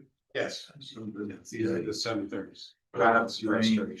This is something that, there's just no way we ever can budget for it, because you never know who's going or who isn't. It sneaks up on us all the time. And we've asked, especially in some of our other departments, really to try to think outside the boxes. Ways that we can convert some of this somewhere without having to go out there and getting this stuck to us. And we're hoping like through the court navigator position and maybe through this other LGU funding, that may help. We're not talking about a lot of people. Usually our 730 expenses are about 5, 6 different people. It's just that the expense is so high. Charged Just by a- the state. Charged by the state to go to their A facility. basic practical question Under here. their rules. Are these expenses we have incurred? Is the services we deliver. As mandated by the state. You meant Right, that, I understand. We still deliver the service. I just wanna. Well, we don't deliver any of the services. No, We state give does. them all out. The state We're allowed, we actually have to send it, the and then we have state to pay the bill. is the one that owns the facility and they charge us for what they mandated. But the It's service. judges. It's a judge that says they're going there. But it's not Judge our and public judge. defenders by New York State statute. Right. Right. New York State created this mess. They don't wanna pay for this mess. So at intercounty, NISAC, that's two representatives talking, he says, there is movement to do some things on this. The proposal he knew of was to cap it at X number of dollars for the counties. But that doesn't mean the only reason. There is advocacy going on through New York State Association of Counties and through my statewide association. They also said probably what they're gonna do is they're gonna take it out of your sales tax. Okay. So as far as this resolution goes, they just brought up one, it's the flavor of this board. We kind of made a little stir in the waves out there, upset people. All right, do we want to just send a check or do we just stay with this, see how this game plays out? And if they take sales tax, we're paying it anyway. What's the difference? Right, make them go through the exercise. I've tried to stay out of this because you guys got rolling. However, I would recommend staying the course for one more month. We haven't been down to talk to our legislators yet, or yet to just. The latest, they have not paid it for another month when I'm down talking to them. I'm getting the feeling that you're getting a little wavery and you're gonna do it ultimately here anyway. But, Not a chance. I'd like you to at least not do it this month. Let us get down and talk to But we'll still take it to the full board and vote it down. whichever you wanna do. You can vote it Vote it down down here. here. What's that? No, that's what I'm trying to figure out. Voted down here, doesn't go to the board. Do vote it down so it doesn't go to the board. Or if you wanna, Table it if 30 you wanna days. wave the flag higher, or it doesn't make any difference. I just would like another one done now, 2 weeks. Bob, when you say you talked to our local legislators, is that who you're referring to, Yeah. right? Wasn't there an article in the paper about a month ago in the Post Star that they're vexed by this or confused by it? Yeah, I've Are talked they to that all. simple? They don't understand what's going on? Like, who are the guys that voted they didn't understand why we did this? Was it, you No, remember that the name? wasn't- No, that wasn't, yeah, I remember that, but I don't think that wasn't Simpson. I thought they were perplexed or something. I can't Well, remember I the exact think verbiage. the confusion became is people thought this was going, they were getting mental health assistance. They're Yeah. not. The only Yeah, thing that they're was getting is That's what they're competency perplexed about. to go and put forth, right, Rob? I've met with Tony Jordan on this and also Mike McCure. We've met together. You know, it's a little tricky because it addresses people's constitutional rights, right? Like you cannot convict somebody if they really don't understand, you know, the process and are able to assist in their own defense. So it does get a little tricky in terms of, you know, the issue. But we have met, Mike McCure's office is looking at these because a lot of times the public defenders or the assigned counsel are the entities that are bringing the issue forward. They asked the judge for it and the judge really can't turn it down because he thinks he'll look bad. Well, the judge can technically. He can, but. Here she. So if I remember correctly, Bob, there's a session in NISAC about the 7:30 programs. Yeah, we got that come up there too. Yeah. But we also do, you know, individual county, and if we get onto it, I'd like to address it there as well. So I'd like to make sure the other counties are getting on the same bandwagon, but Well, I think maybe that's- change your. I think that's fine. We gotta make it look like we're following through, or make the other counties follow. Okay. One more question. Generally, these people move through. What if we have somebody in there who never gets gotten it? Do we just continue paying and paying, or do they eventually get out of the system and go somewhere else? Well, there is a procedure where public defenders, I think public defenders can bring an action under, it's called a Jackson hearing. But you basically have to prove. Jackson hearing, we'll be able to remember that, won't we, Jay? You basically have to prove that the individual's not restorable. So you would have to have, expert witnesses, physician, that sort of thing, basically going against their in-state's physicians. And they don't stay any longer than what the result would have been if they had found guilty either, right? They're always let out if they're beyond that time. That's my Well, understanding. I think it has to do with a certain percentage of the max sentence that if they're still not safe for discharge, then they convert to a civil status where there's still. There's one person been in there for 10 years. I don't know who's paying for it. Yeah, I don't think we have anybody. No, not from Washington Right, County. right. So I think you'd should. I think that lobbying is really, there's a lot of areas here that could really help for us not to get to this point. I think one of the bills that we just passed will help people not to get to this point. Mental health is real, as much as we don't want to think about it. You look at veterans, PTSD, people kids that have gone through, severe, mental trauma in their developmental years, and you put them through. And these are the people we're talking about. They're human beings. Okay, this here is at the end of the road, and we're paying for the end of the road because we're not paying up front. And that's a real big problem. We don't have enough people in mental health. There's not enough homes. There's not enough supportive care. There's no transitory care. It's very light. And they pick and choose. What did I hear somebody say the other day?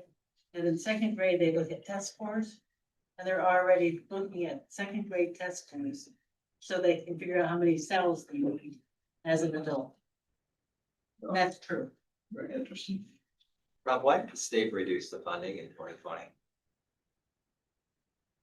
That I don't really know. Because I think it makes a very good Data point. reason. Why is the state not picking up the cost of all these problems? Why are we? Why does a local municipality has to do so? Well, my feeling is it starts in the family. Yes, it Okay, does. we look towards our families. Okay, but if you don't have the resources out there to be able to have that assistance, and we really don't. Okay, sometimes the wait periods for psychiatry could be 6 months. Is it still 6 months, whatever, or is it longer? That's a long time if you. So again, more my question is, what, if this is an important piece of statute, if this is an important statute of state, why are they not paying the full cost? Do you know, Sue? I don't know why they're not, Why would you pass the cost along to a county that clearly can no longer afford to do it? Right. We can't. So looking at a solution, because the law is the law is the law. Okay, can we put them in the Washington County Jail and have mental health providers come in and take care of them? Why do we have to send them to Rome? That touches on my biggest problem. Well, I have several problems with this one, but the one that eats at my crowd the most. The state told us we have to play baseball. Then they told us you have to play on our field. Then they told us while you're on our field, you have to pay for the bat that you use while you're here. Exactly. Right? So this is a state mandated program that we have to use a state facility and pay the state wage. There's no free market economy. There's no chance for us to find a cheaper place to do the same exact thing. Right. With fully qualified people that we already have. The Office of Community Services has fantastic programs in Warren and Washington counties. With people that are more than well skilled enough to determine whether somebody's fit for trial. Yeah, we're forced into these state facilities at the state rate, right? And it would be, a start would be that you put some kind of time frame. You can't tell me that in 30, 60, 90 days, you can't determine whether somebody knows their Google or not, right? Because either you're restorable or you're not. And if it's determined after 90 days that you're not, you should go down a different path that makes you eligible for the funding we already have in place, right? So a cap on it would be an amazing start. And some free market economy on facilities that we already have would be a start. Yeah, because the cap. The other 61 counties would grow a backbone. They noted this, they would fix it. They're not choosing to fix it because we don't have enough of a coalition in this state to do it. The state's killing us. And so we have to say no to it. I Call don't the think vote. anyone disagrees philosophically with you. I don't think anyone disagrees with you. The stuff's important. I don't think we're gonna find an answer for state here at this meeting. So I would suggest we support Bob here, table this for 30 days. Just vote no. I'd like to vote now. Back. Is that? I'd like to vote now. Okay. I think Jason Call the vote. Yeah. All No vote. question. All in favor, say aye. Opposed? Nay. I mean, hey, So it fails. Very good, thanks. Hey, And without a budget amendment, those vouchers aren't going in. There's no Yep. vouchers. Right, but where are we with 2026s is the question, Right, because there is a budget for 2026s. And there is A certain amount, I don't remember the level, but there's a bill in. Please follow through with that, because I think you want action on that too. that's what I wanna know. So what they're, So there's a budget for 2026 on that line. This was because we were out of money. So do we wanna pay 26 at the budget number? Up until that budget number's reached, or do we just wanna say no to all those? Anything That we need- unfunded, I would say no to. so I think that this, That's what I'm asking. I think finance committee needs to give the board of supervisors, audit people, the direction. Because right now, if this wasn't a conversation today, there'd be a January and a February bill on her desk that she would pay because there is budget. Right, so I think you want the second action of this committee, directing them to also not pay the 26 bills as they can. Motion. Thank you, Dan. Motion by Mr. Hogan, second by Jay. I'll, Okay, any discussion on that? Hearing none, all in favor, say aye. Aye. Opposed? just because I feel like you do need to lobby. And, but we also need to, Al, I was gonna ask you on the, credit ratings for the county, does this affect, by not paying our bills, does it affect our credit rating? no, because what the mechanics are of the supervisor is, I still have to record this as a payable on our books.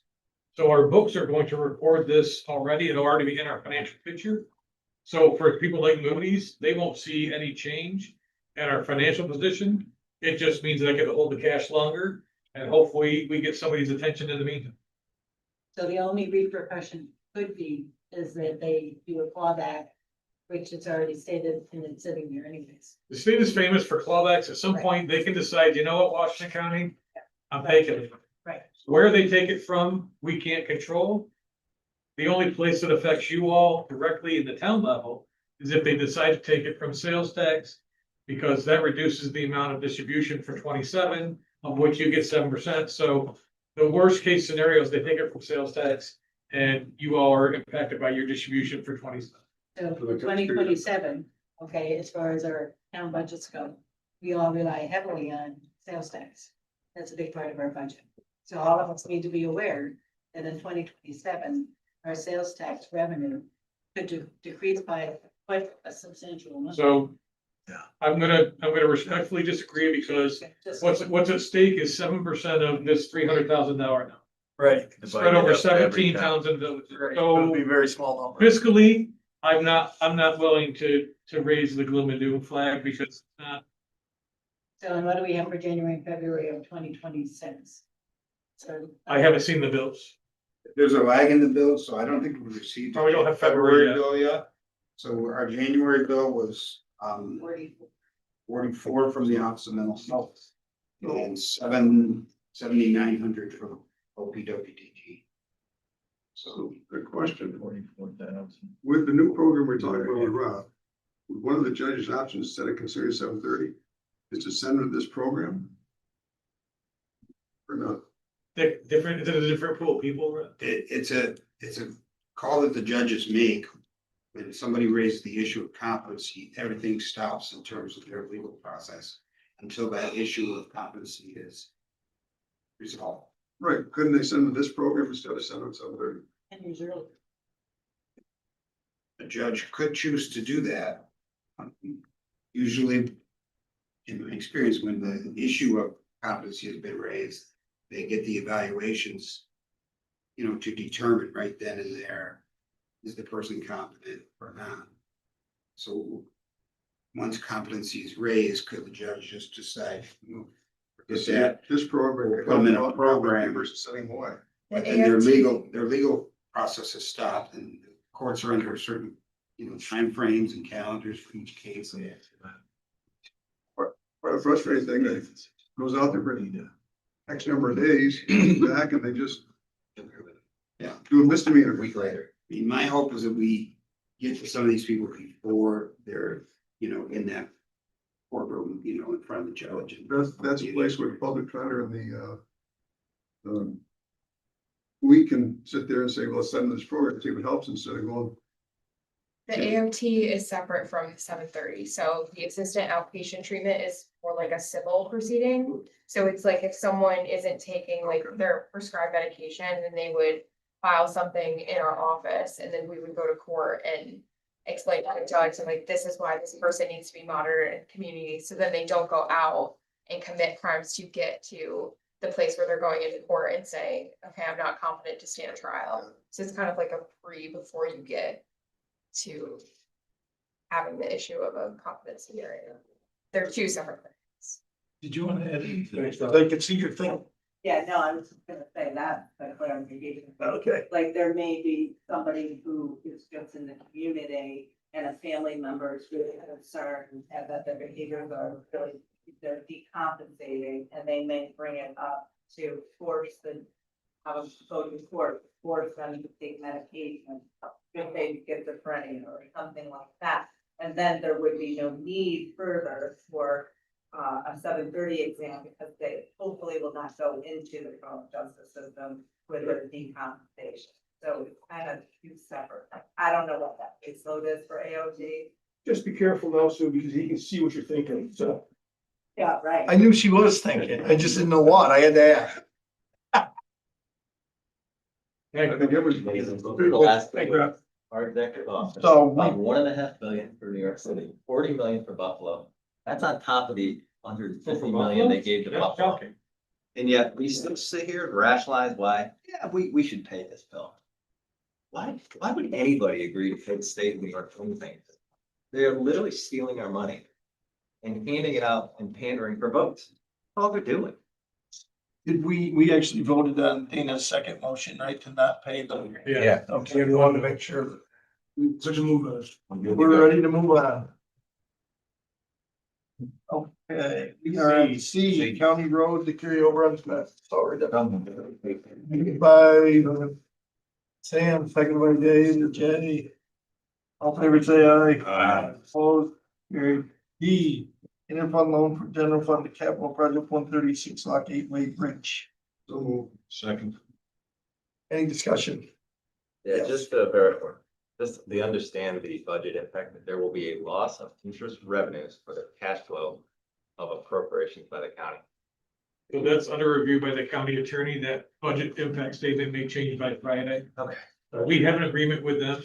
There was a discussion in this room about charging back the IDA, the lost revenue of any money that we had to upfront. Yes. So long as that is eligible within the agreement that's already executed, that will happen. And it will change that budget impact significantly. If the budget impact will then state all interest revenues will be charged back to the Warren Washington IDA. For some reason, But it might be already covered in it. for some reason, I thought we built that in when, Again, I don't have the agreement. Right. Dan's listed at it. So I'm just trying to remember this. We'll know by we'll Friday. know by Friday. That's all the best we can do. Should that go out without a budget impact? Or with it? I think Dan needs to figure out what it says, I- right? I'd almost prefer none. None for now, and then we'll have it for the Friday board meeting. That's next Friday. Yes. Yeah. But the budget impact, Deb, is like an internal thing, right? It's not. Yes. Yes. If we could- if I remember correctly, but gave $100,000 deposit. And it was supposed to cover certain things. And I And, think this is one of them. and that might be one of them, so that might be The why. $100,000 deposit was with your projected 5% share of the, Okay. We'll wait till Dan responds. what Dan's looking at it. Moving on. Very good. All in favor, say aye. Aye. Always carried. E. EMS to carry over on spent emergency medical services. Okay. Now, So Yeah, this was gonna change. this one's gonna look different when you get it in the mail tomorrow. E, It's the one we talked about with Glenn this is the earlier. one that Glenn explained, that he needs the 0.1s for the first 3 months of the year.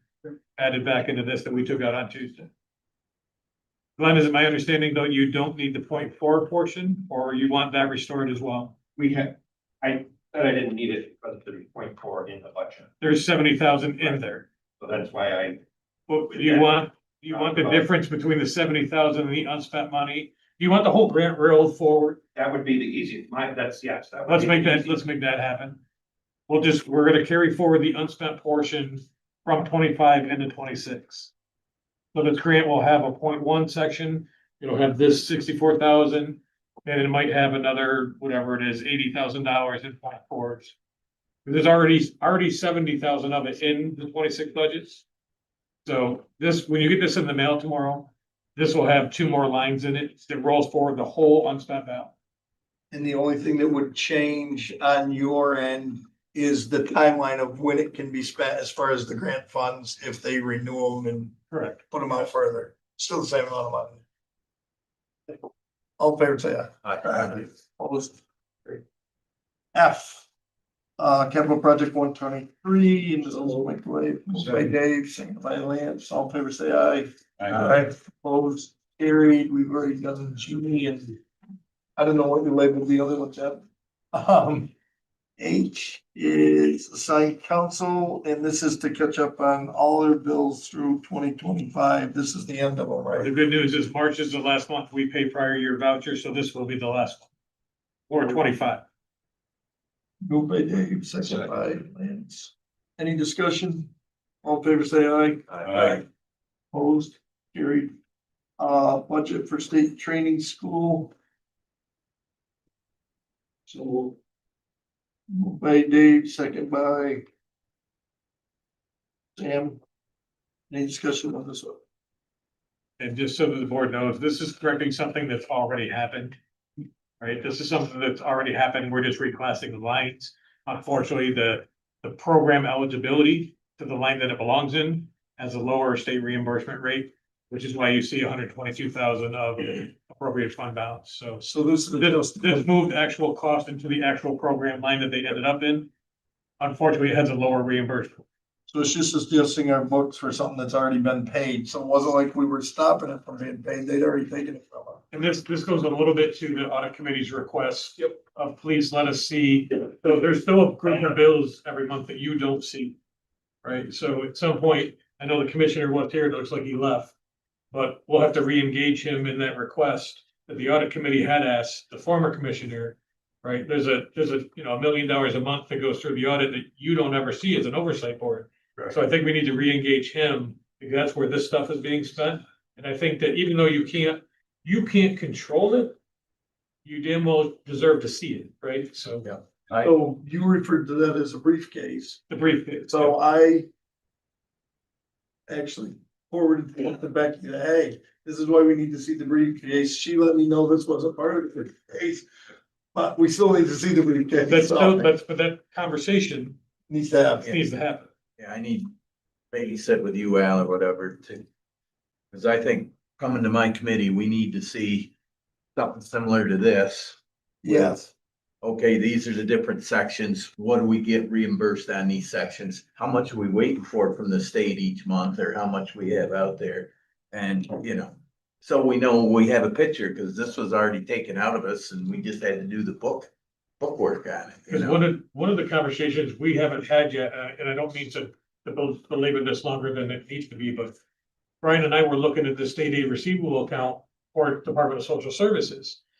What was interesting is we've talked a couple times to the board about, oh, they clawed back $1 million, oh, they clawed back 723,000, right? What we've discovered is every month they're clawed, right? You see a claim for $1.5 million in, and $563,000 of denials.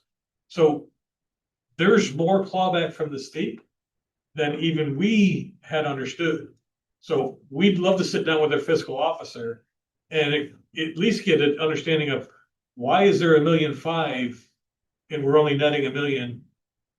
Cause that's aside from the million that we knew was clawed back. And we don't really even know that that's a change because We just got a change. Paul would only tell you what he actually got. But going back in New World, you can see it. But now, It's yeah, not new. now, Yeah. now you can see it. Yeah, so we kind of like an explanation of what the monthly clawback is. Have you seen a pattern emerging? No, that, No, the pattern that we've seen emerging now is actually a positive one, right?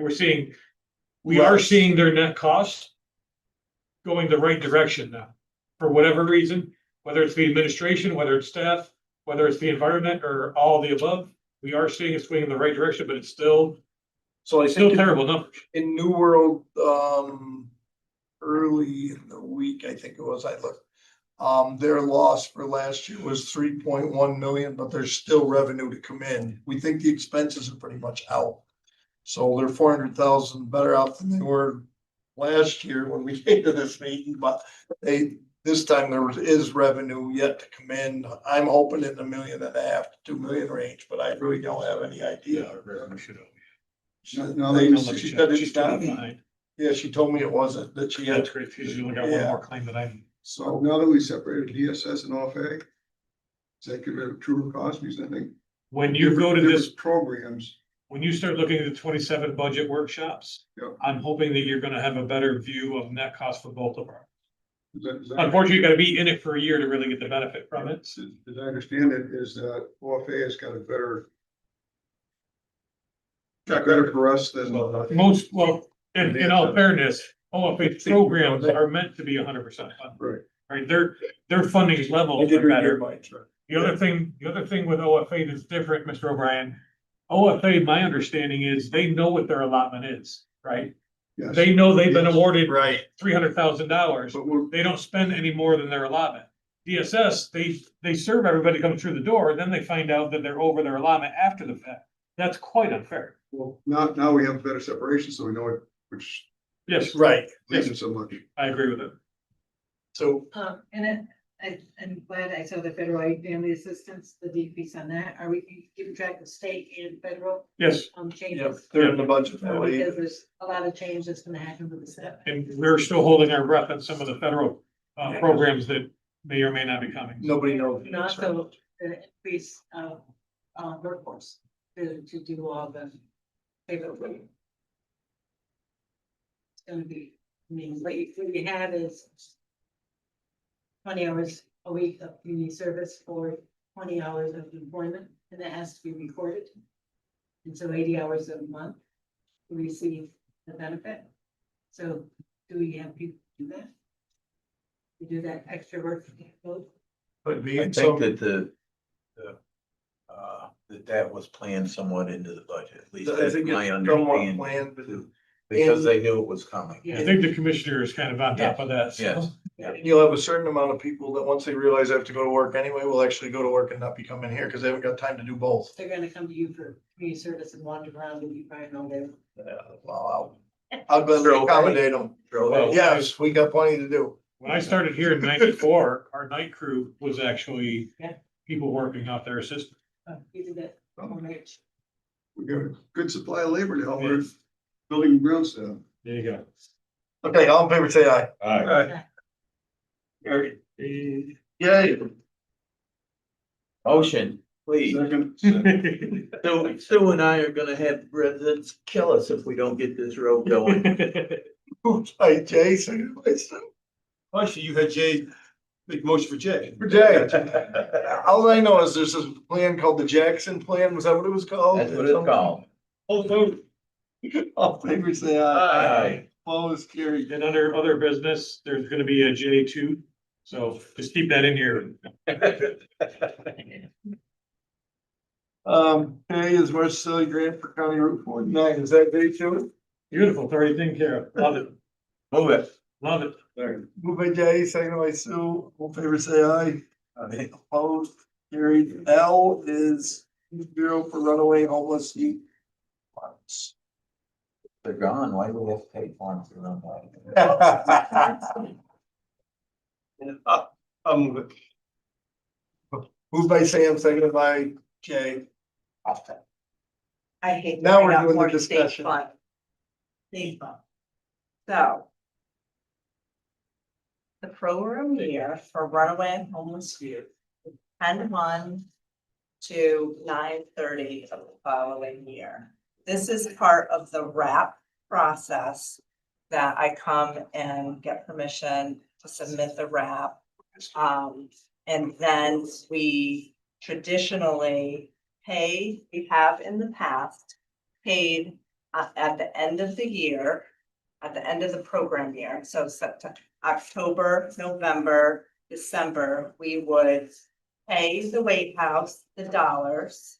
And then we would submit to the state the check number and then the backup documentation. And then we would get those dollars reimbursed. We have always put it into our second year budget. So as a revenue and an expense in, say, the 26 budget. That's how we've always done it. However, it was waiting until the end of the year to do all that processing. The state had asked all of the youth bureaus to process and put their claims in a more timely fashion in case there was no dollars left at the end of the year. That's always my concern, right? Like you wait till the end of the year and then there's no dollars for the program. But they had asked to put it ahead of time because they were having difficulty showing that there's a need because all of the programs were paid at the end of the year. So in that, Andrea really likes to get the claims in ASAP to get the dollars back. That's the secondary. So she had processed the claim. We kind of broke up the total dollar amount into quarterly amounts so that we could process the claims in a quarterly format instead of at the end of the year. So in doing that, we submitted, not thinking about the fact that all of our dollars are in our 26 budget, not in our 25 budget, which had never been a problem for whatever reason. But it got flagged in that. I don't really know. So first payment, The difference this time is we now have a bill specific to the fourth quarter of 25. Yes. That's not the normal. So if we take this back and have a bill for the 2 quarters, would that suffice to take it out of the 2026 budget? I guess. Well, it's a work around me, but the auditors are still gonna pick it up. And I don't know why it hasn't been a problem in the past. Yeah, I don't know the answer to that either because the program year. With is the services having covering been provided in the fourth quarter, the expense should follow the service. It should have always been that way, actually. So I'm not sure what is different on our end. All I know is that there's a voucher that's been submitted for the fourth quarter that I can't pay without a budget. and if the Right, money so- ever stopped, And you what can't happened in the budget it past, unless it's the revenues. and there. the only thing that could have happened in the past that would explain it, if the voucher was sent to the board after March, It all would have prior been. year processing is done. Right, That would have been the difference. so could I? If you said to me, if you submit this for payment next month, there's nothing I can do about it. So perhaps that's what I need to do. Well, I don't know why we don't just amend the budget to do it right. Yeah. So I don't mean any we can't. disrespect. And moving forward, I thought, well, maybe that is exactly what we need to do. When this was flagged, I need to budget differently Yes, for these funds if we're going to do it. and in a anytime the quarterly funds way. cross years, we should We have to definitely have a budget. conversation Yeah. about how we budget for it, Yeah. for sure. But So you're- I'm willing to do Because whatever. the needs second to part happen. of this is we probably should also reduce the 26 budget for the quarter that will be on the next award. Right now, you have this whole award in 26. Yeah. Not only should we amend the 25 budget for the first quarter, we should reduce the 26 budget for the fourth And that's quarter what we're doing. that we don't know. That's what this does. That's the next. That's the next one, excellent. That's what this one does. So this is. So, this look at is The 25. is Just like the I was here. First quarter. You don't even need me. I'll see you next week. And again, so I didn't mean it. Move it. But, so my only question is on that same thing though, is we still have to have the full year's budget. Every year we budget, so it's never really gonna, you're always gonna move this back. So Or you treat it as grant funding and you roll the Right. balance forward like we do with other Right. grants.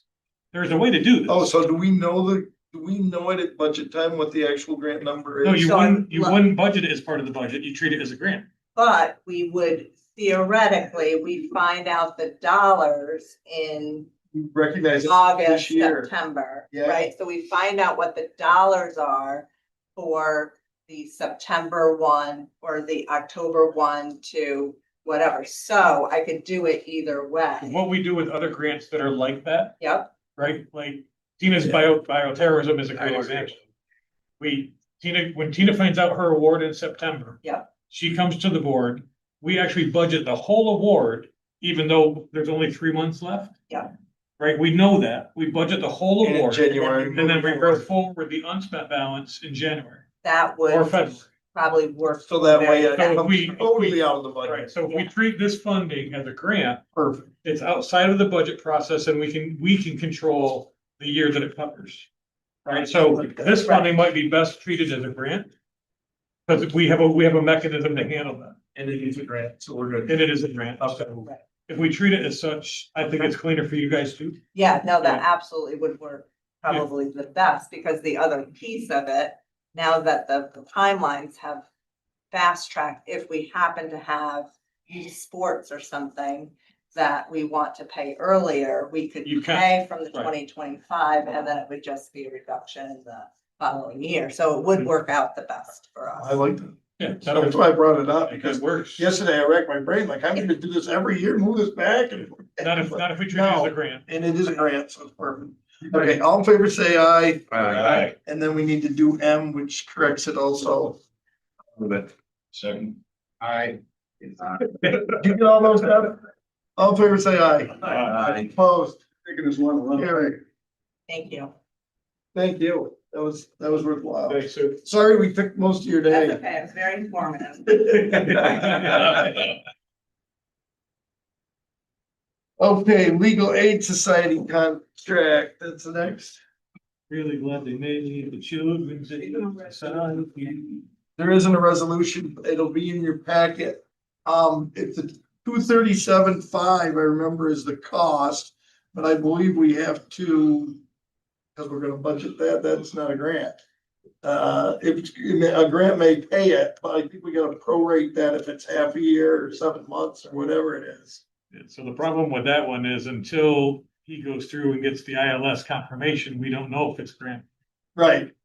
So we the board, still have to add it in. so you need to budget for it. Well, I shouldn't say need, that's a strong word.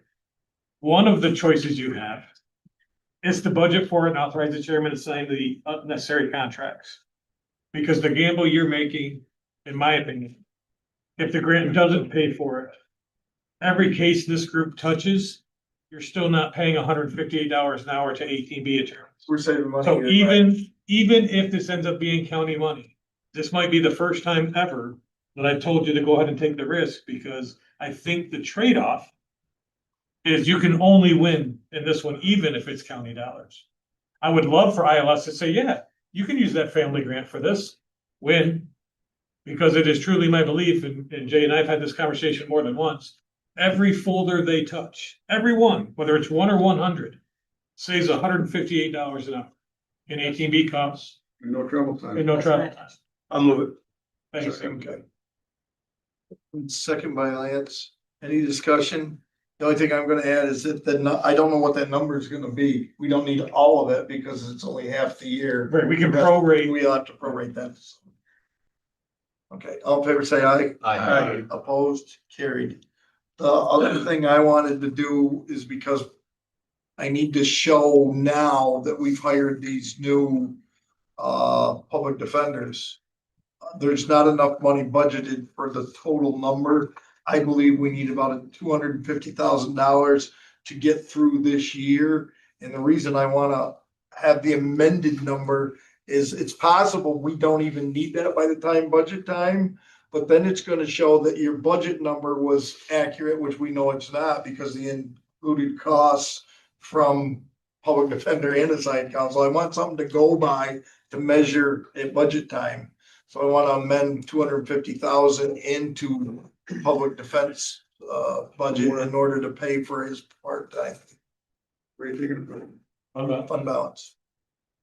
Moved by Nate, second by Dana, Sam. Yeah, just to clarify, Yep. it could reduce our, Oh, eighteen B cost so by it'll that same reduce- amount, if not more. Right, it's gonna reduce your actual, but you're gonna build, the budget's going way up no matter what. But you're gonna reduce the actual is what the plan is. And I just wanted to build on that, because I was gonna go there too. Thank you, Mr. Hook. So- You're welcome. That, just a point of clarity, he mentioned one of them already, that these 4 people, if the plan is, if we're right, again, you save 158 hours for every case they touch. So even if you're increasing the 0.1s in Mike's department, you should in theory be decreasing the 0.4s in Tom's department, right? Secondary, the thing that Brian said that is very important, that I'm glad he said it, he's putting this in as an act of transparency, so that when you begin the 27 budget process, it's apples to apples. There is a 99.9% chance this fund balance you're appropriating never gets used. Okay, I think that's an important point, that while it's distasteful and hard to appropriate fund balance, there is a 99% chance that you won't use it because of the breakage already there and the timing and. So it'll go back in. It'll just stay there. Just stay there.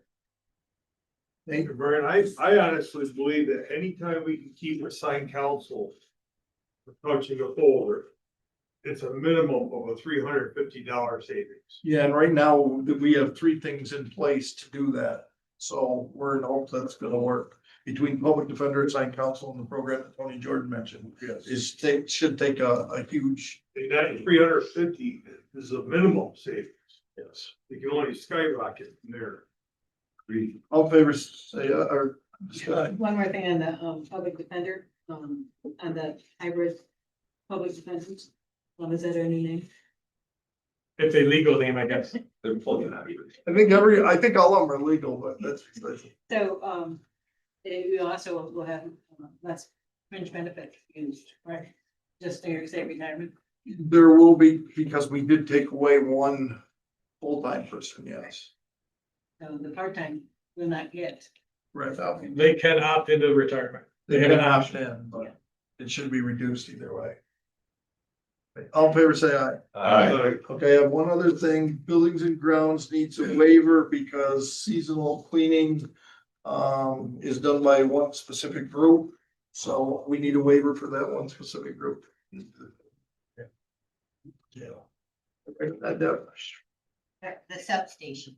At the substation, okay. Move by Mr. Hogan, second by Jay. Any discussion? All in favor, say aye. Aye. Opposed? Carried. Brian, the motion to do those 3 health insurance, Highmark, Delta and Capital RX. Okay, we need the motion. That needs to be sent to the board, yes. Second. I hope insurance. Mr. Hogan, any discussion on those? I think the cost increase is terrible. I think between insurance and healthcare, we talk about all these other expenses in the state and everything else. In retirement, that all those costs are increasing every single year. And I appreciate, I'm sure Alex, you sat at the table with them and trying to figure out how to get through it. But if we keep going up that much through our school and counties and towns, that's the piece that we're gonna have to be careful. That's huge. And I don't think we're looking for an answer for a solution. We're just paying it. Not that, and I'm not discrediting all that you're doing, Al, and Melissa. Sitting at that table is great, but we just talked about 90% increase and $1 million infusion. I guess the only thing that concerns me with the presentations is what they did with the conversation about they were gonna do this year regarding the way they were gonna manage the prescriptions of the drugs. That could have been done last year. Well, I think they tried. They finally got a group that was transparent, was why they weren't able to do it before. So we have the discussions, I'm sure you have all the time. It's just frustrating to me. And so they're always looking for new ways, and they actually brought the actuary on screen when they were here the one time, and it was very interesting, him going through all the numbers. But the problem is, and when they redid the Affordable Care Act to make all that happen, it was a paradigm shift from all your little doctors, all your little pharmacies, all your small hospitals. Everything had to join together to compete with that. It was done by design to fail to get to the one payer system. So now you're paying from the repercussions of that. And everything switched, so everybody had to get a bigger cut. Actually, it infused big pharma with lots of money. But Sam, I also believe the executive order the president signed for the prescription. I think that will allow this prescription program to really flourish and give a good foothold in the market. We're hopeful, but like you said, you're just hoping it's a reduced cost and that we don't need the infusion, but we have no way of knowing at this point. Well, Capital is the only one that provided that, because like I said, in some meeting, Capital's the only one that provided this method of. This method's the only one that's transparent and just everything moves along, so. Okay, all in favor, say aye. Aye. Opposed? We're adjourned. That went 5 more minutes.